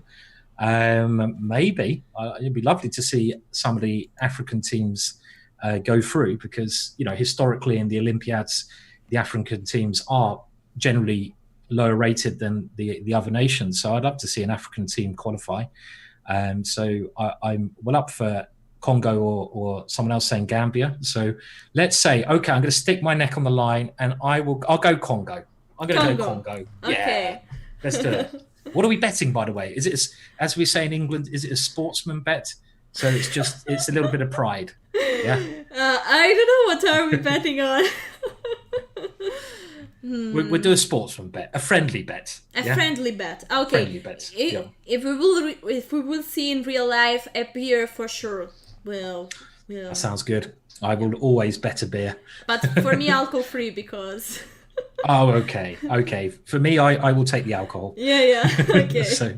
I think in England actually I was not, but a friend of mine was in Dublin, and they said that beer is really like water there. So. In Dublin. Yes. Is that in Ireland? I mean, it's pretty popular in Ireland. I have to say, it's pretty popular in England as well. I don't know if that's a good thing or bad thing, but it's definitely a thing. So yeah. All right, that's why I chose the beer. So. Yeah, good thing. We'll go for that. Yeah. That's good. Let me check if the rounds are here. I guess not yet. Probably the arbiters are organizing everything because, as there are so many countries with different time zones, different connection. Let's say some African countries also have not the greatest internet connection. We are quite privileged to have such good and stable internet connection. So they are facing some problems already from this morning. So that's why the rounds might be a bit delayed, but actually I'm impressed how everything is working. I mean, all the teams are playing every time and we have the results, and it's clearly because there is a huge work behind the scenes that you guys in the chat you don't see, but really there are so many guys working for it and making it possible, and a big shout out to all of you.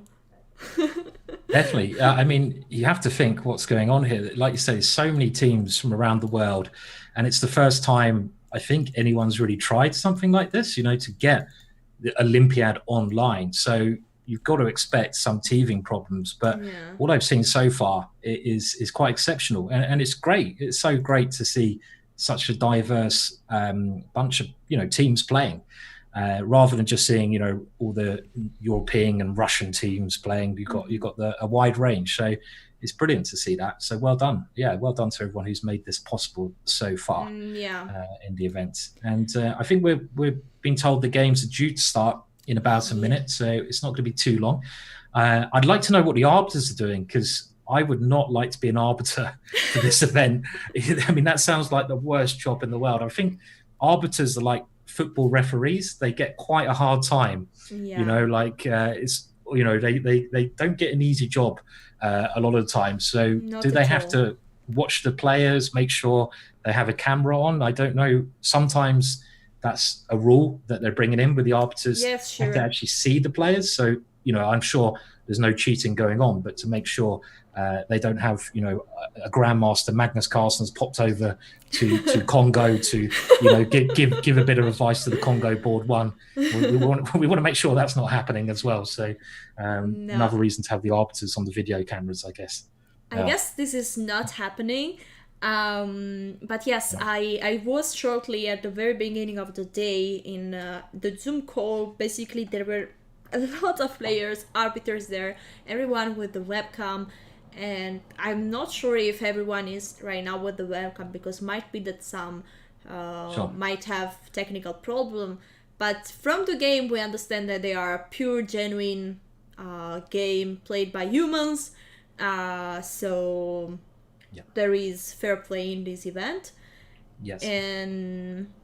And also, what is very challenging? I was shortly talking with Simon that is working for the event staff of chess.com, and he said that the language barrier is one of the critical points, because not everyone is speaking English, speaks English. So I can understand that. I mean, I've had in my lifetime. I can't remember where I was playing. I think it was maybe just in Budapest, but it's quite interesting when someone's offering a draw and they don't know how to offer a draw. I mean, we're very lazy in England, I have to say, as in England, most English people, they just speak English, which is a bit sad, really. They don't learn other languages. And I have to admit, I'm one of those people who never got the opportunity to learn another language well. My own fault. Sorry about that, every other nation. But I can remember someone like trying to offer me a draw, but I wasn't really sure what he was doing, because he wasn't doing that. He was like doing this to me. He was like that, yeah. And I thought, what? I was like, I don't really understand what you're doing. And over the board, he was pointing at the board and he was going, and I was like, what do you mean? What do you mean? I'm dead? I thought he was going like trying to cut my throat or something. I was like, are you offering me a draw? Or are you saying you're going to kill me? I don't know. I'm not sure. So it obviously language is a challenge, but just to get it working is a real really good stuff. So well done. No, that's so true. And mostly about the gesture made me think that mostly languages bring also culture with it. And also gestures are really not international. So there are, for example, Simon, what do you think is this? Is a very famous Italian gesture. Wow. Do you have a sore tooth? I don't know. I've got a bad tooth. I don't. You know what? I've I would no say a lot idea. in the restaurant, for example. Okay, interesting. I've never seen that before. Um, I've got something stuck in my tooth. A fishbone. A fishbone stuck. I want a refund. Refund me. Fishbone in my tooth. I don't know. You have to tell me. What does that mean? No, I don't it know. I means don't know. that the food is really great. It's delicious, Ah, really okay, good. okay, good. I have to remember that if I ever go to Italy, I'm sure I'll be doing this a lot.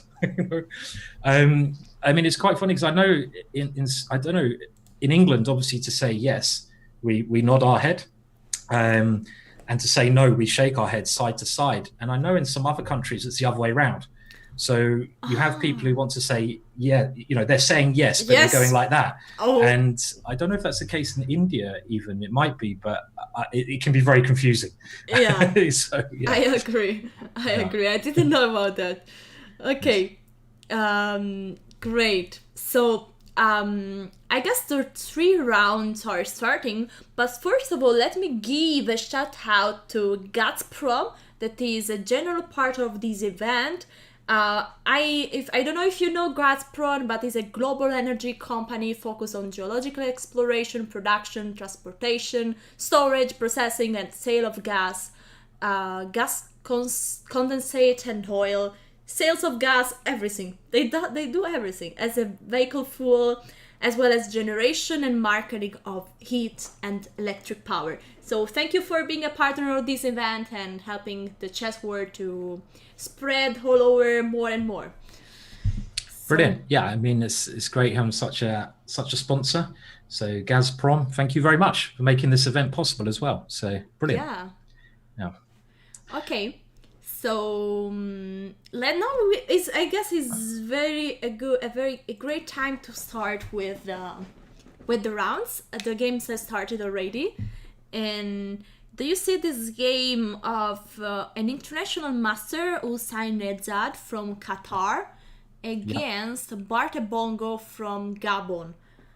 I do, yeah. We got obviously the board up in front of us here, and I mean some of the players from Qatar. I like I mentioned, I know how serious they are about their chess, and they've had many great events over there. And it seems like White is playing very aggressively here. I really like this Queen maneuver over to H4 that White's played. I don't know if it works, but I still like it. I like aggressive attacking chess myself, and I'm wondering what's going to happen now if Black plays pawn takes D4. White's idea is probably to push E4, E5 at some point and open up an attack against Black's pawn on H7. So, very nice idea, bringing the queen over to the area of the board where it can increase pressure on your opponent's king. And this is an idea you see in a lot of openings. My favorite opening, or one of them, the Dutch defense. So it does seem White has a dangerous initiative here, and I would not like to be in Black's shoes. I mean, one line maybe to demonstrate this. We could have a Yes. look if Black plays pawn takes D4 here. Now, can White play? You can certainly try bishop to F4 is maybe key. And now I don't think it's the best move, but I want to play like E5 at some moment. I don't think it works very well here because Black has another knight on D7, defending the knight on F6. But if that pawn ever gets to E5, you can see some of the potential of White's light squared bishop on D3. So this is the kind of thing Black needs to watch out for in the position.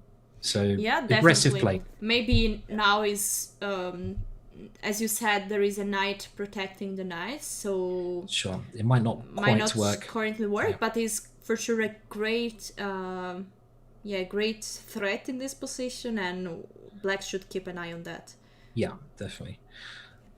I expect if there is a capture, okay, rook e8 played, and this is a normal move, but White playing so quickly as well. I mean, he played bishop g5 instantaneously there.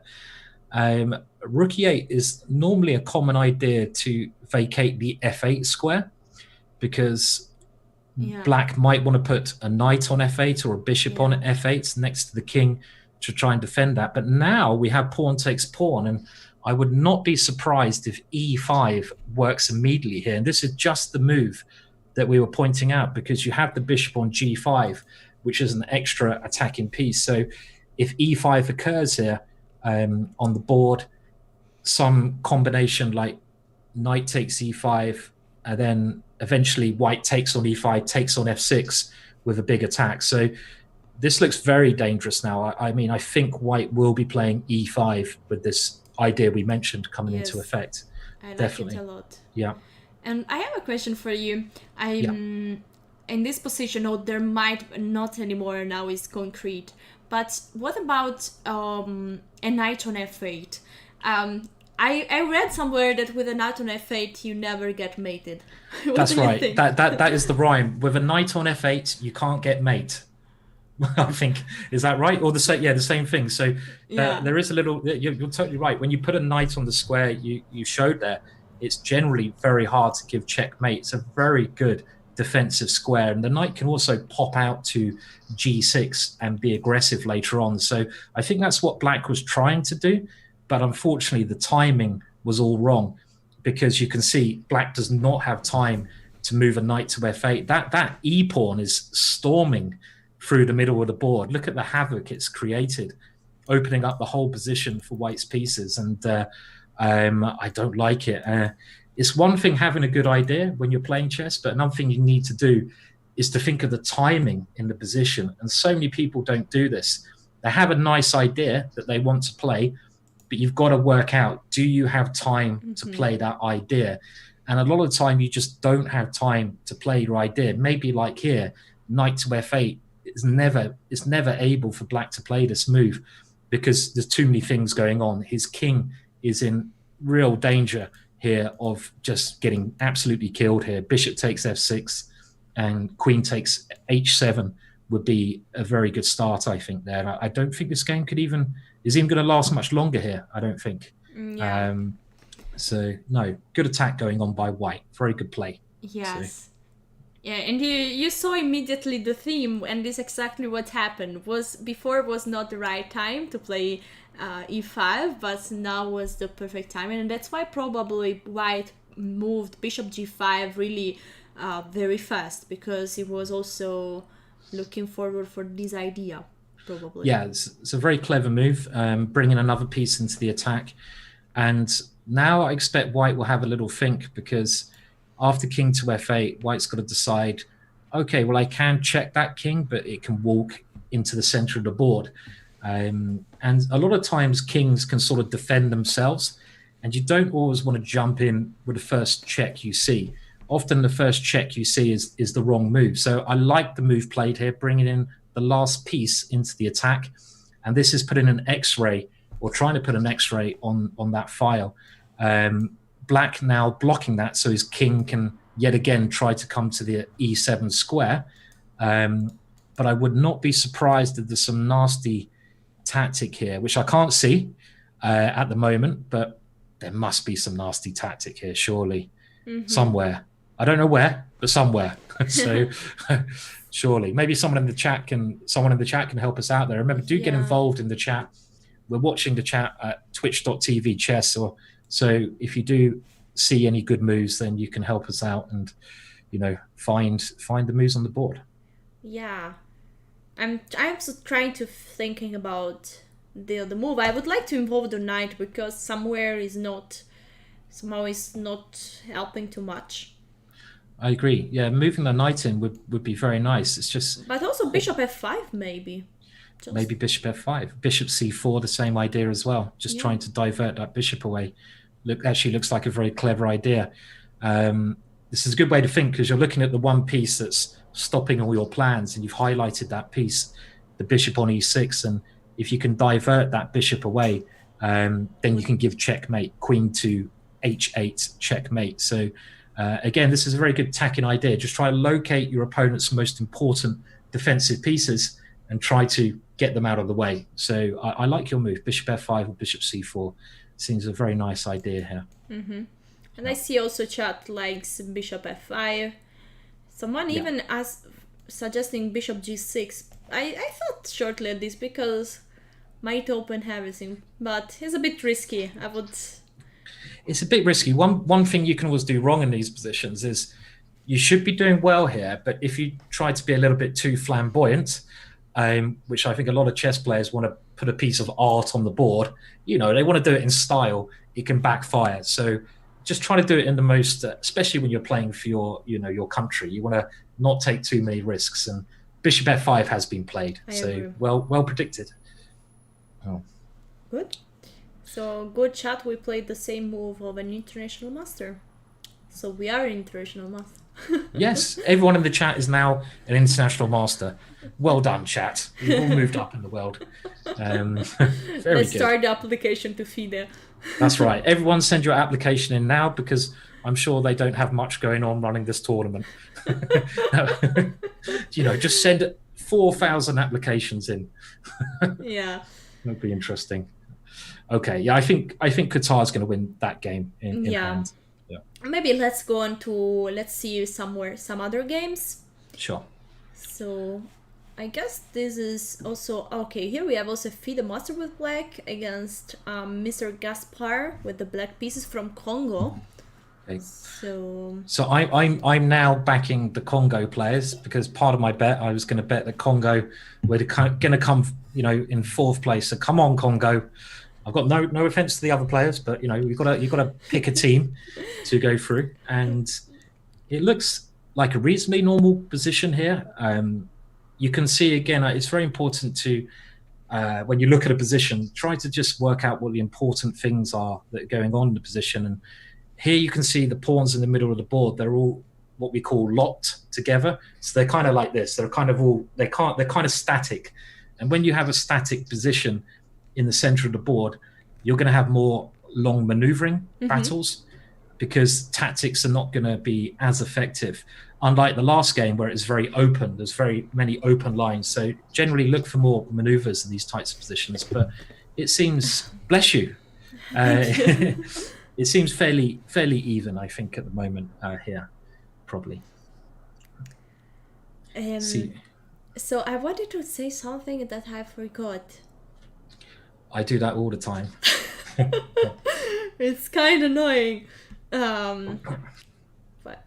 Yes, this was about the bet. I like to do the bet, not too much for the prize. I mean, we put a beer on the poll, but it's because the the host of the event should be, not completely impartial. Impartial. Yeah. So, but when there is a bet on the table, commentator starts to have preferences. I think so. I remember when I did a bit of commentary in the past, and I actually got told off at one tournament. I think it was Gibraltar, where I think it was probably David Howe playing, who's a fellow Englishman, and whenever he'd play, I'd be like, "Come on, David." And I got told off. I was told off. You've got to be impartial when you're a commentator. But I think it's quite exciting. It's like when you're watching football, you've got to get behind the team. You've got to support a team, and you want to sort of see them do well. So it's nice. I think it's nice to be a little bit impartial and show your support. It makes it a bit more fun as well. Yes. So go San Marino.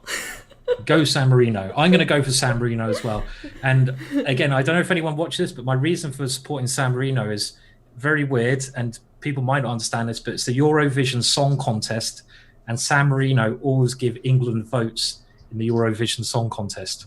So there we go. Do you know this? Oh, you look so shocked. No. What is that? Yes, they were not giving to Italy.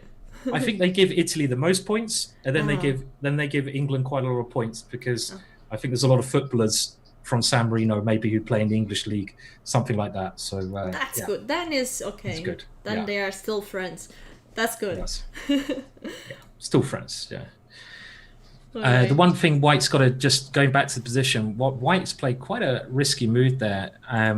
With Black's last move, Black put that bishop on the line pointing towards the White queen, and you've got to watch out for a knight jump here. If it's Black's move, Black would now play knight takes h3 or something. So if I was White, I'd be getting my queen out of the way there. I don't like that white queen Yeah, there. I agree. Just avoid any nasty tactics that Yeah, might and occur. Oh, there it yeah, goes. Yeah. yeah. Black was preparing with king h7, protecting the bishop. Was exactly preparing a knight, maybe knight take h3, knight take Yeah. g2. I mean, many possibilities. So just white. Still, there is a rook behind, but is not that powerful as if there would be a queen there. Yeah, I mean, I like the way that our player from Congo is playing this with white, because you should always try to play the most active move you can. And queen to a5, I think, is a really nice move, because you're putting pressure on the c7 square. And if you can create a threat when you're playing chess and not weaken your position, then you generally should do. And as you pointed out there, the threat is just to take the pawn and play rook takes c7, which is not just winning a pawn, it's actually trapping the black queen. So white playing very well, considering he's under, really behind in rating here. So well done so far. I agree. I didn't see that it was even trapping the queen, but that's true. Yeah, So, that queen has to be very careful here. yeah. I'd imagine c6 would be the first move I'd want to play as black, but that opens a position up which can also be very dangerous for both sides. So yeah. What do you think about a move for white like c5 in the future? I think very good move. Yeah, very good move. I mean, if that pawn can get to c6 and you want to try to get the rook on c1 open, it's certainly a move to consider. c5, yeah, definitely. Yeah. All right. Yes. So here white is doing well. I mean, I think so. Yeah. Yeah, I like white. Maybe slightly better for white. I'm not sure what black plays here. You either go passive, because you've got to defend against this rook coming into that square on c7 we mentioned. And if you had to play a passive move like rook to c8, you don't really want to play passive moves. So you can play that move if you really want to, but then you start to defend, and I think your move c5 becomes very interesting then in such a position. So if I was black, I'd much rather not play so passive, and rather than playing the rook to c8, try to gain a little bit of activity with c6. But it's also the kind of move which could just be bad. I don't know. You're opening it up. Yep. I'd like to play c6. Maybe that just about keeps the balance in the position. Maybe. Yeah. So we're going to see how black is facing this position. Nice move, queen a5. Very nice. Yeah, let's see. Seems not so easy. But he's a FIDE master, so we will try to find a good way to face it. Yeah. New position. This is another team. Is Gabon against Qatar, and we are ready. Can we call it endgame? Kind of. We can say I'm about to fall asleep in this position, but maybe not the most exciting. But yeah, I mean, you could say it's an ending, and it should be equal because you have an equal pawn structure. Both sides have kind of decent pieces, and I don't think there's really any weaknesses in the position. So this should be dead equal. But okay, I mean, that probably suits the player of the black pieces better, because when you're playing with the black pieces, you generally want to get an equal position. And here, probably the player who is a better endgame player will win this game. I guess. Or a draw. Or a draw. Yeah, or a draw. Yeah. But it's not very exciting, is it? Yeah, so let's switch to another game. Yeah. Here we have a FIDE master from Lebanon, Mr. Ahmad, against Mali. Okay. Asaye, Alau, Saye, Ni. Okay. I'm glad you're pronouncing that name. I'm very bad at pronunciations, so. I mean, I'm already in the blacklist of all these countries because I'm mispronouncing everything. I say loud that I don't know where they are. So you're risking very few today. I would be doing exactly the same. I'm so bad at pronunciations. It's really quite embarrassing, but we don't mean to do it. Just happens. So, I mean, looking at the position, it must be better for black here, because black has this big central pawn, which is really annoying for white. But if you look at where white's pawn majority is, white has an extra pawn on the queen side on b2. but it's so hard to use that extra pawn. And when you have a majority of pawns, you want to use them to go forwards, but you can't really move that b2 pawn. If you ever do, black will take en passant on b3. So Yeah. it's a little bit difficult for white this position. Black is certainly better here. Yeah. So let's move on. Okay. That a pawn's going. Look at the a pawn. It's running down the board. And also, I think if we just count the material, is black a rook up? Is that right? Or an exchange up? An exchange up. An exchange up. Okay. Which countries are these? So this is this Qatar against Gabon. Okay, so Gabon are doing very well here, and it should be winning for black, being material up, and I don't think that a pawn is going to be able to be stopped here. Is there immediate win? I'm just wondering if you can do some tactic immediately. I can't see any immediate tactic. Yeah, I was looking at rook takes c2, Sure. but it's not working. So maybe black should just bring the rook back. Yeah, I think so. Something simple, maybe c4 to keep some pressure on the e4 square. Now, knight takes e4 is another thing that white has to at least think about. But I think the winning plan for black's very easy here. You just play a2, and then you threaten to take on c2. Yeah, that's true. Okay, so this is now forced, but now knight takes e4 at the right moment, and another pawn is going to drop. So I expect Gambon is going to win this game. So that would be a very good win for Gambon here. So nice, good stuff. Yeah, good. Happy to see that. So let's move. Oh, okay, we had a move shortly. Okay, you took there. Okay. He didn't take the pawn. But he can take now the pawn. He can take it now if he wants, yeah, and he has. So he's winning another pawn. Yeah. As long as he doesn't blunder, he should win this one with the black pieces. I agree.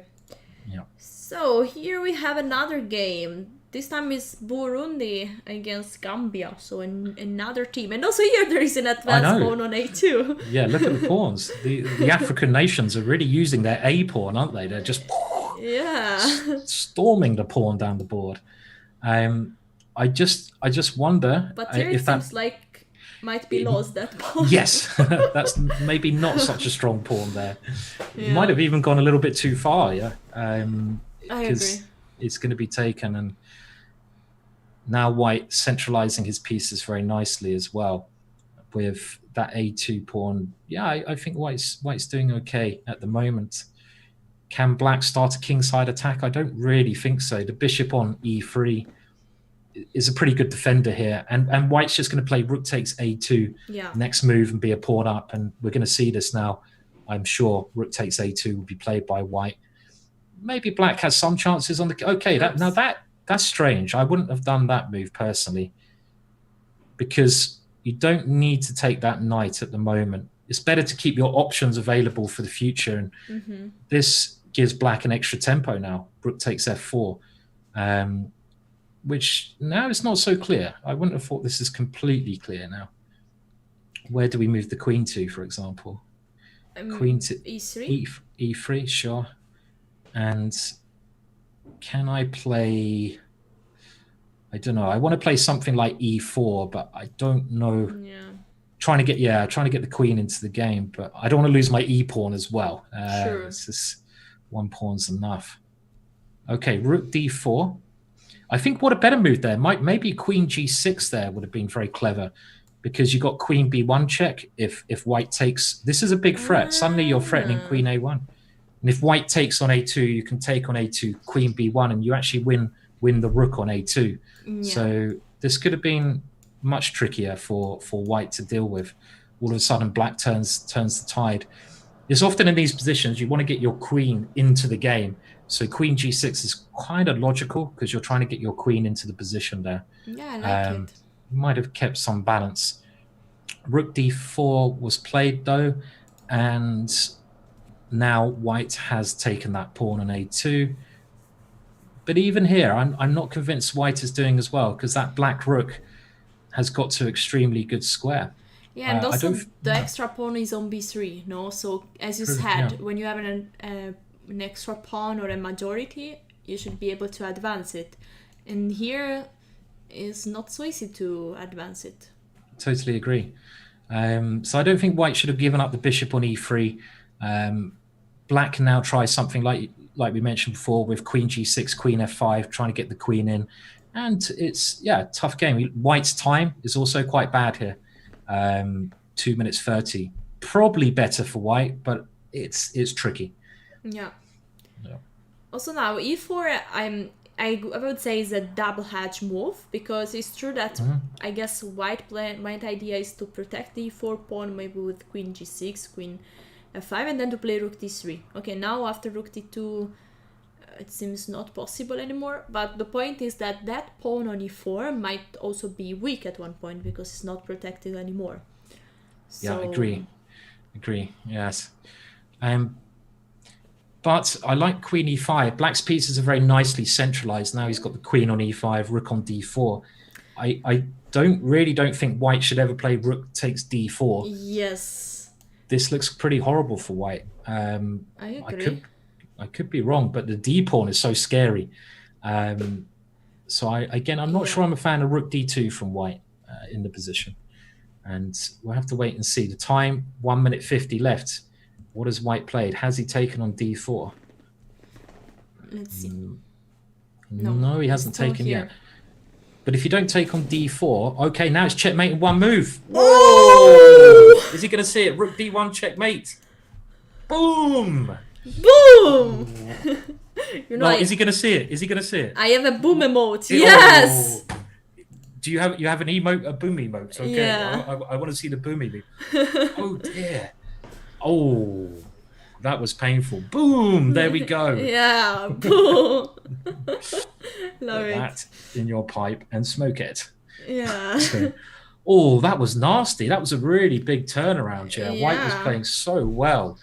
And then white just played a couple of moves. It's very easy to lose your advantage in chess. You've got to always keep an eye for your opponent's counterplay. And I think that was a prime example. Look at your opponent's pieces, see how they can get into your position, and don't let them get into your position. And all of a sudden, the rook is coming to the position. And yeah, that's a horrible, yeah. Yeah. Oof, scary stuff. Yeah, this rook a2 costed a lot. Okay. It did, yeah. That was a big finish. So let's go to another game. Aha. Well, I think this might be one of my favorite openings. So where is the player of the black pieces from? I'm really rooting for black. I'm sorry. Where's he from? Gambia. Come on, Gambia. Because this is an opening I've done a lot of work on. It's called the Black Line. I don't know if you know this opening. It's a crazy opening where you don't castle, you just push your G pawn down the board. So I'm very happy to see the player from Gambia playing this. Come on, Gambia. I'm trying to be unbiased. Well, I'm not really. I just like this opening. I don't know. I want shortly to see this move. I think you have also a course about this. Yes, I've done a course on this myself, the Black Line opening, and it's very interesting because you play this G5 move, boom, and you don't boom. It's a mini boom. That's not a big boom. It's just a little boom, and you just try to attack with G5 and. Let's see. I think the player from Gambia's played this amazingly well, with the knight now coming around to f4, which is a lovely square for the knight. And you open up the G file. And one reason black has not castled is that black can attack. And here goes black. Black is attacking with, whoa, look at this. Beautiful chess. Wow. Destroying the white king. The white king is completely naked there. Oh, bishop takes f3 would have won a move ago. Yeah. But this could be winning as well. Where's the win though? Where is the win here? Because you're 2 pieces down. Yeah. 2 pieces is a lot of pieces. Yeah. So how does black win? Is black winning here? Maybe queen e3? Don't know. I like it. Get the queen into the attack. I like it. Very nice move. Great suggestion. Queen f3. Yeah, queen e3 to h3. He's done it. Is he going to win with the black line? I want to see a win for Gambia with the black line. This will make my day. We won't go away. We will stay on this board. We want to see how it's going on. Maybe the only chance that white has here, though, unfortunately, is queen d3. Because when your king is getting really viciously attacked, you want to swap off queens. Now, white only has 50 seconds left. I mean, even if you have to give a piece back, you should just get rid of the queen, because otherwise the black queen is coming over to h3. And with the queen coming to h3 and some move for the bishop, that could be horrible.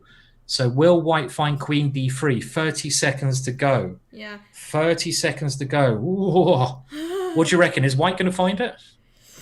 I guess yes. You get 20 seconds. 20 seconds. Oh, maybe not. I don't know. Will he find it? 15 seconds. I can see white is panicking now. No, my king. I don't know. Is it going to be found? 7 seconds. Oh no! He didn't find it. So now it should be checkmate. The knight is hanging there. It is. Beautiful game by black. This is. I'm a bit biased because I like the opening, but I have to say, really well played by the player for the black pieces here. He's gone for a massive attack, and now I just think bishop takes knight. Yeah, yes, it looks very strong. This is very. Yeah. I mean, it says mate in 3. Actually, there is a mate in 3. Mate in 3. Okay, yeah. So can he keep his cool though? Can he keep his cool and find the mate in 3? Yes. I think he'll checkmate here. I think he'll checkmate. We want to see the checkmate. Yes, we want to see a checkmate on the board. Go for it. I'm sorry for the player of the white pieces. I've got nothing against you, but I did already say I want to see Gambia doing well, and I love the way he's done the black line here. So brilliant stuff. Actually, I just got a message right now. You got in the blacklist as well of Burundi. Oh really? Okay. Well, yes. he didn't. It's mate in 5 now. He's making this difficult. No, he didn't go bishop. Okay, has he found the mate? Is he going for another mate? He's showing off. Oh, look at this. This is beautiful. Oh, look at this. Brilliant stuff. Go for it. Take the rook, and it's checkmate next move. He's creating a piece of art on the chessboard, yeah? Wow. Brilliant stuff. He is another romantic player. He's another, yeah, totally agree. Yeah, beautiful. Beautiful stuff. No, no. Oh, okay. Brilliant game there, though. Yeah. Very good. Very nice. But this is the checkmate that we want to see. And it's very cool that the pieces are far away from the king, but... Yeah, it's a nice little picture. You were telling me earlier on what this meant in Italy, which I had no idea about. Was it that? No, it was this. What was it? Was it this? This? No, the thing when you said nice food. How'd you do it? Oh, this. Okay. You should have a facial expression No, not the first one. The first one would be strange, but the second finger must be. The second finger. Okay. Oh no, sorry, the first finger. The first finger. Okay. So it's not like okay, we've got to get this careful. Yes, so this exactly. So do you have facial expressions for? You must create one now for brilliant game. Is it like mwah? Mwah, yeah, it works. Yeah. There we go. Brilliant play from the black side there. Yes. Okay. Yes. Good stuff. So next time you're in an Italian restaurant, you will do this after. I'll do this, and then I'll go. Okay, I'll remember that. They will be happy. All right. Let's. I guess there are other games. Oh, here I see time trouble, a rook hand game, and time trouble. So. But a lot of pawns for black. Yes, it does look like black has too many pawns here, but a bit short of time. So you've got to be a little bit careful, but 2 pawns extra. So as long as you don't do anything too silly here, it should be winning. White trying his best, but I'd imagine black can just put the... move the king and seems good enough. Yeah. Should be winning for black as long as nothing bad happens, but you never know when you're this short time. You can still blunder. Yeah, of course. I mean, I think we all know that the king is a very important piece in the ending, and you can see that black is using the king, I think, very nicely here, just trying to activate it. I probably would have gone the other way with the king. I would have gone to c4. Maybe that was another way, but this should be good enough. And one sort of winning idea is now just to go rook d6. And if you take on e4, you could go there first, swap the rooks off, keep it really simple. But rook e6 first, I like as well, yeah. I like rook d6, rook d3, but this is going to be winning. Yeah. And now rook d6 and rook d3. Activate your rook. Very important in rook endings. Keep your rook as active as possible. Get your rook in the game. This one, not so clear, because now rook g6 or something, and white can at least grab one pawn. Is black getting a bit scared here because of the time? I think black's getting a little bit nervous here. Yeah. Okay, he's found the right move, but you've got to watch out for Harry the h-pawn. But sadly now the h-pawn is... There is a bit of counterplay. And as you said, black might be a bit nervous. A little bit nervous, especially, yeah, with 16 seconds left. You're going to show some nerves. I mean, again, if we're talking about rook endings, though, the best thing to do is to keep your rook as active as possible. But when your opponent has a passed pawn, as white has this passed pawn, I don't really like rook b3. You can play king g6. I would probably just put my rook behind that pawn because you want to put your rook behind a pawn. This is okay. King g6. Oh, okay. Still okay. Still just okay. about rook h2. That was close. Yeah, I was thinking the same. Yeah. I thought like now rook away and this promotion. Okay. Yeah. Was good. Was good. It's just about okay still, and black is winning now. This is important. This rook h2. Get your rook behind your opponent's passed pawn, and now that black's done that, I think black should be doing very well. Well, winning, of course. So, yeah. I guess 3 pawns are more than enough. It should be enough. Yeah. Check. Come in with it. Definitely. Okay, let's move shortly to maybe some other games. Okay, this is an endgame where black is a piece up. There are those 2 pawns, but they are blocked. They cannot advance thanks to the black bishop. So I guess this is also pretty... Okay, now another pawn is falling. So I guess this is also pretty winning for black. Yes, I think so. It should be quite easy. The bishop on, like you mentioned, on a7, I think it is doing such a fantastic job. That one piece is just stopping any of the white pawns from moving. So it's a lovely piece. And at some point, black has these 4 pawns versus 1. So you just start pushing those pawns slowly forwards. And, okay, black moving the king around. Also a very nice idea, which we saw in the last game. Use your king in the ending. Yes. And maybe black just wants to take the pawns that white has. I guess so. Why not? Being very greedy, but if it works, it works. So, and he's going to take them. Yes.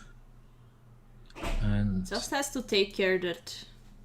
Yeah, there's no tricks like this. King e3 is a good try. But I think now if you go e3, you're going to queen that pawn. Pawn to e3, does this work? And yeah.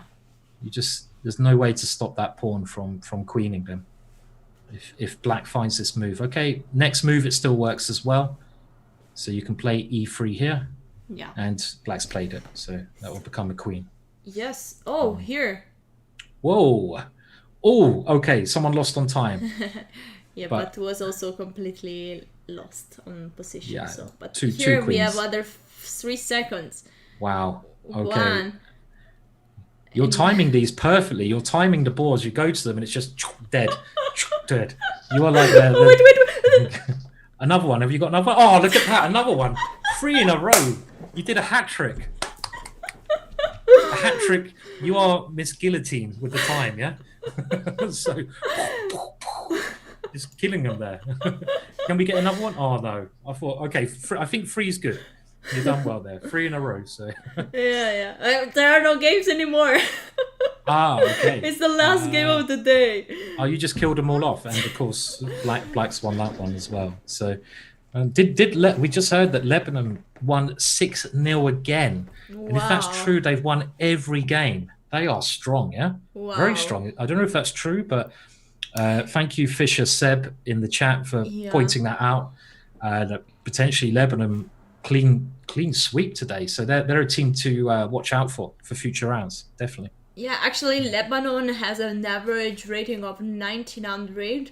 That is the highest in this division, in all the divisions. So they're clear favorite to advance to Division 4.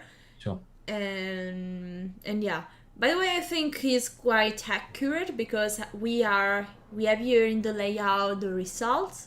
At the moment, it's showing just 4-0 for Lebanon, but I guess, I mean, it's already a team victory. 4 is already enough. So, yeah, the last results are going to be updated soon. I think we saw a win for Gambia, didn't we? I don't know, in that Black Lion game. I think that was Gambia, but I could be wrong with the nations there. There's so many games and to follow that I might have got that wrong, possibly. But that was Yes, you're right. I picked the game. It was this one, the nice checkmate. Oh, was this one? And was there another one from Gambia with that Black Lion? You know, where he actually checkmated? This one, yeah. Was that Gambia as well? This game here? Yes, Gambia as well. So okay. Yeah, Gambia did actually 2 amazing checkmates. So soon the score will be updated. So at the moment it's 3-0 for Gambia, but they're playing with some style. I like the way they were playing there. Stylish Gambian players there. So yeah, I will try the lion variation. You know, I am an attacking player. I love to attack, and so I think this line is fitting perfectly. So I got to try it. I'll keep an eye open, and you have to let me know when you get your Grandmaster title by smashing everyone with a lion. So yeah, I will send you the games like this. Yeah, and then you owe me 2 beers. Yeah, if you get Grandmaster by using the lion. 2 beers. That's 2 beers. Also 3. 3. Okay, very generous. So yeah. You know, Grandmaster is a lot.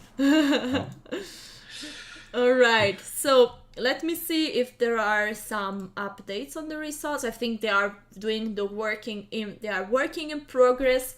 By the way, guys, we are going to see at the end of the game the scoreboard of each poll. So we are going to see what is going to happen, and I guess we are at the end of this for second part of the commentary of the day. We will be back in 2 hours.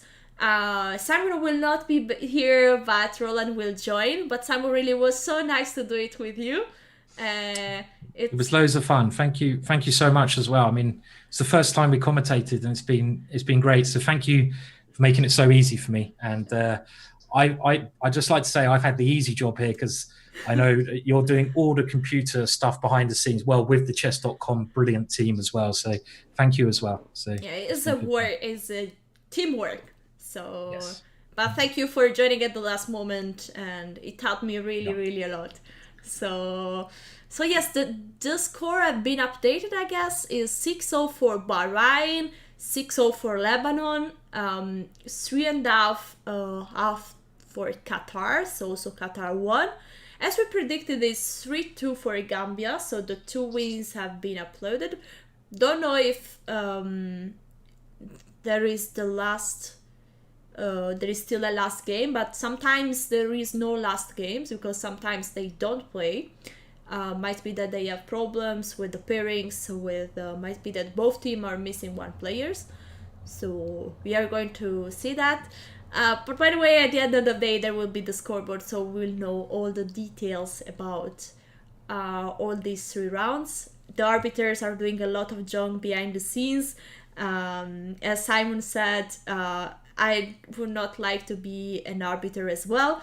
It's quite a tough job, so especially in this kind of event. So guys, I think we are going to be back in 2 hours.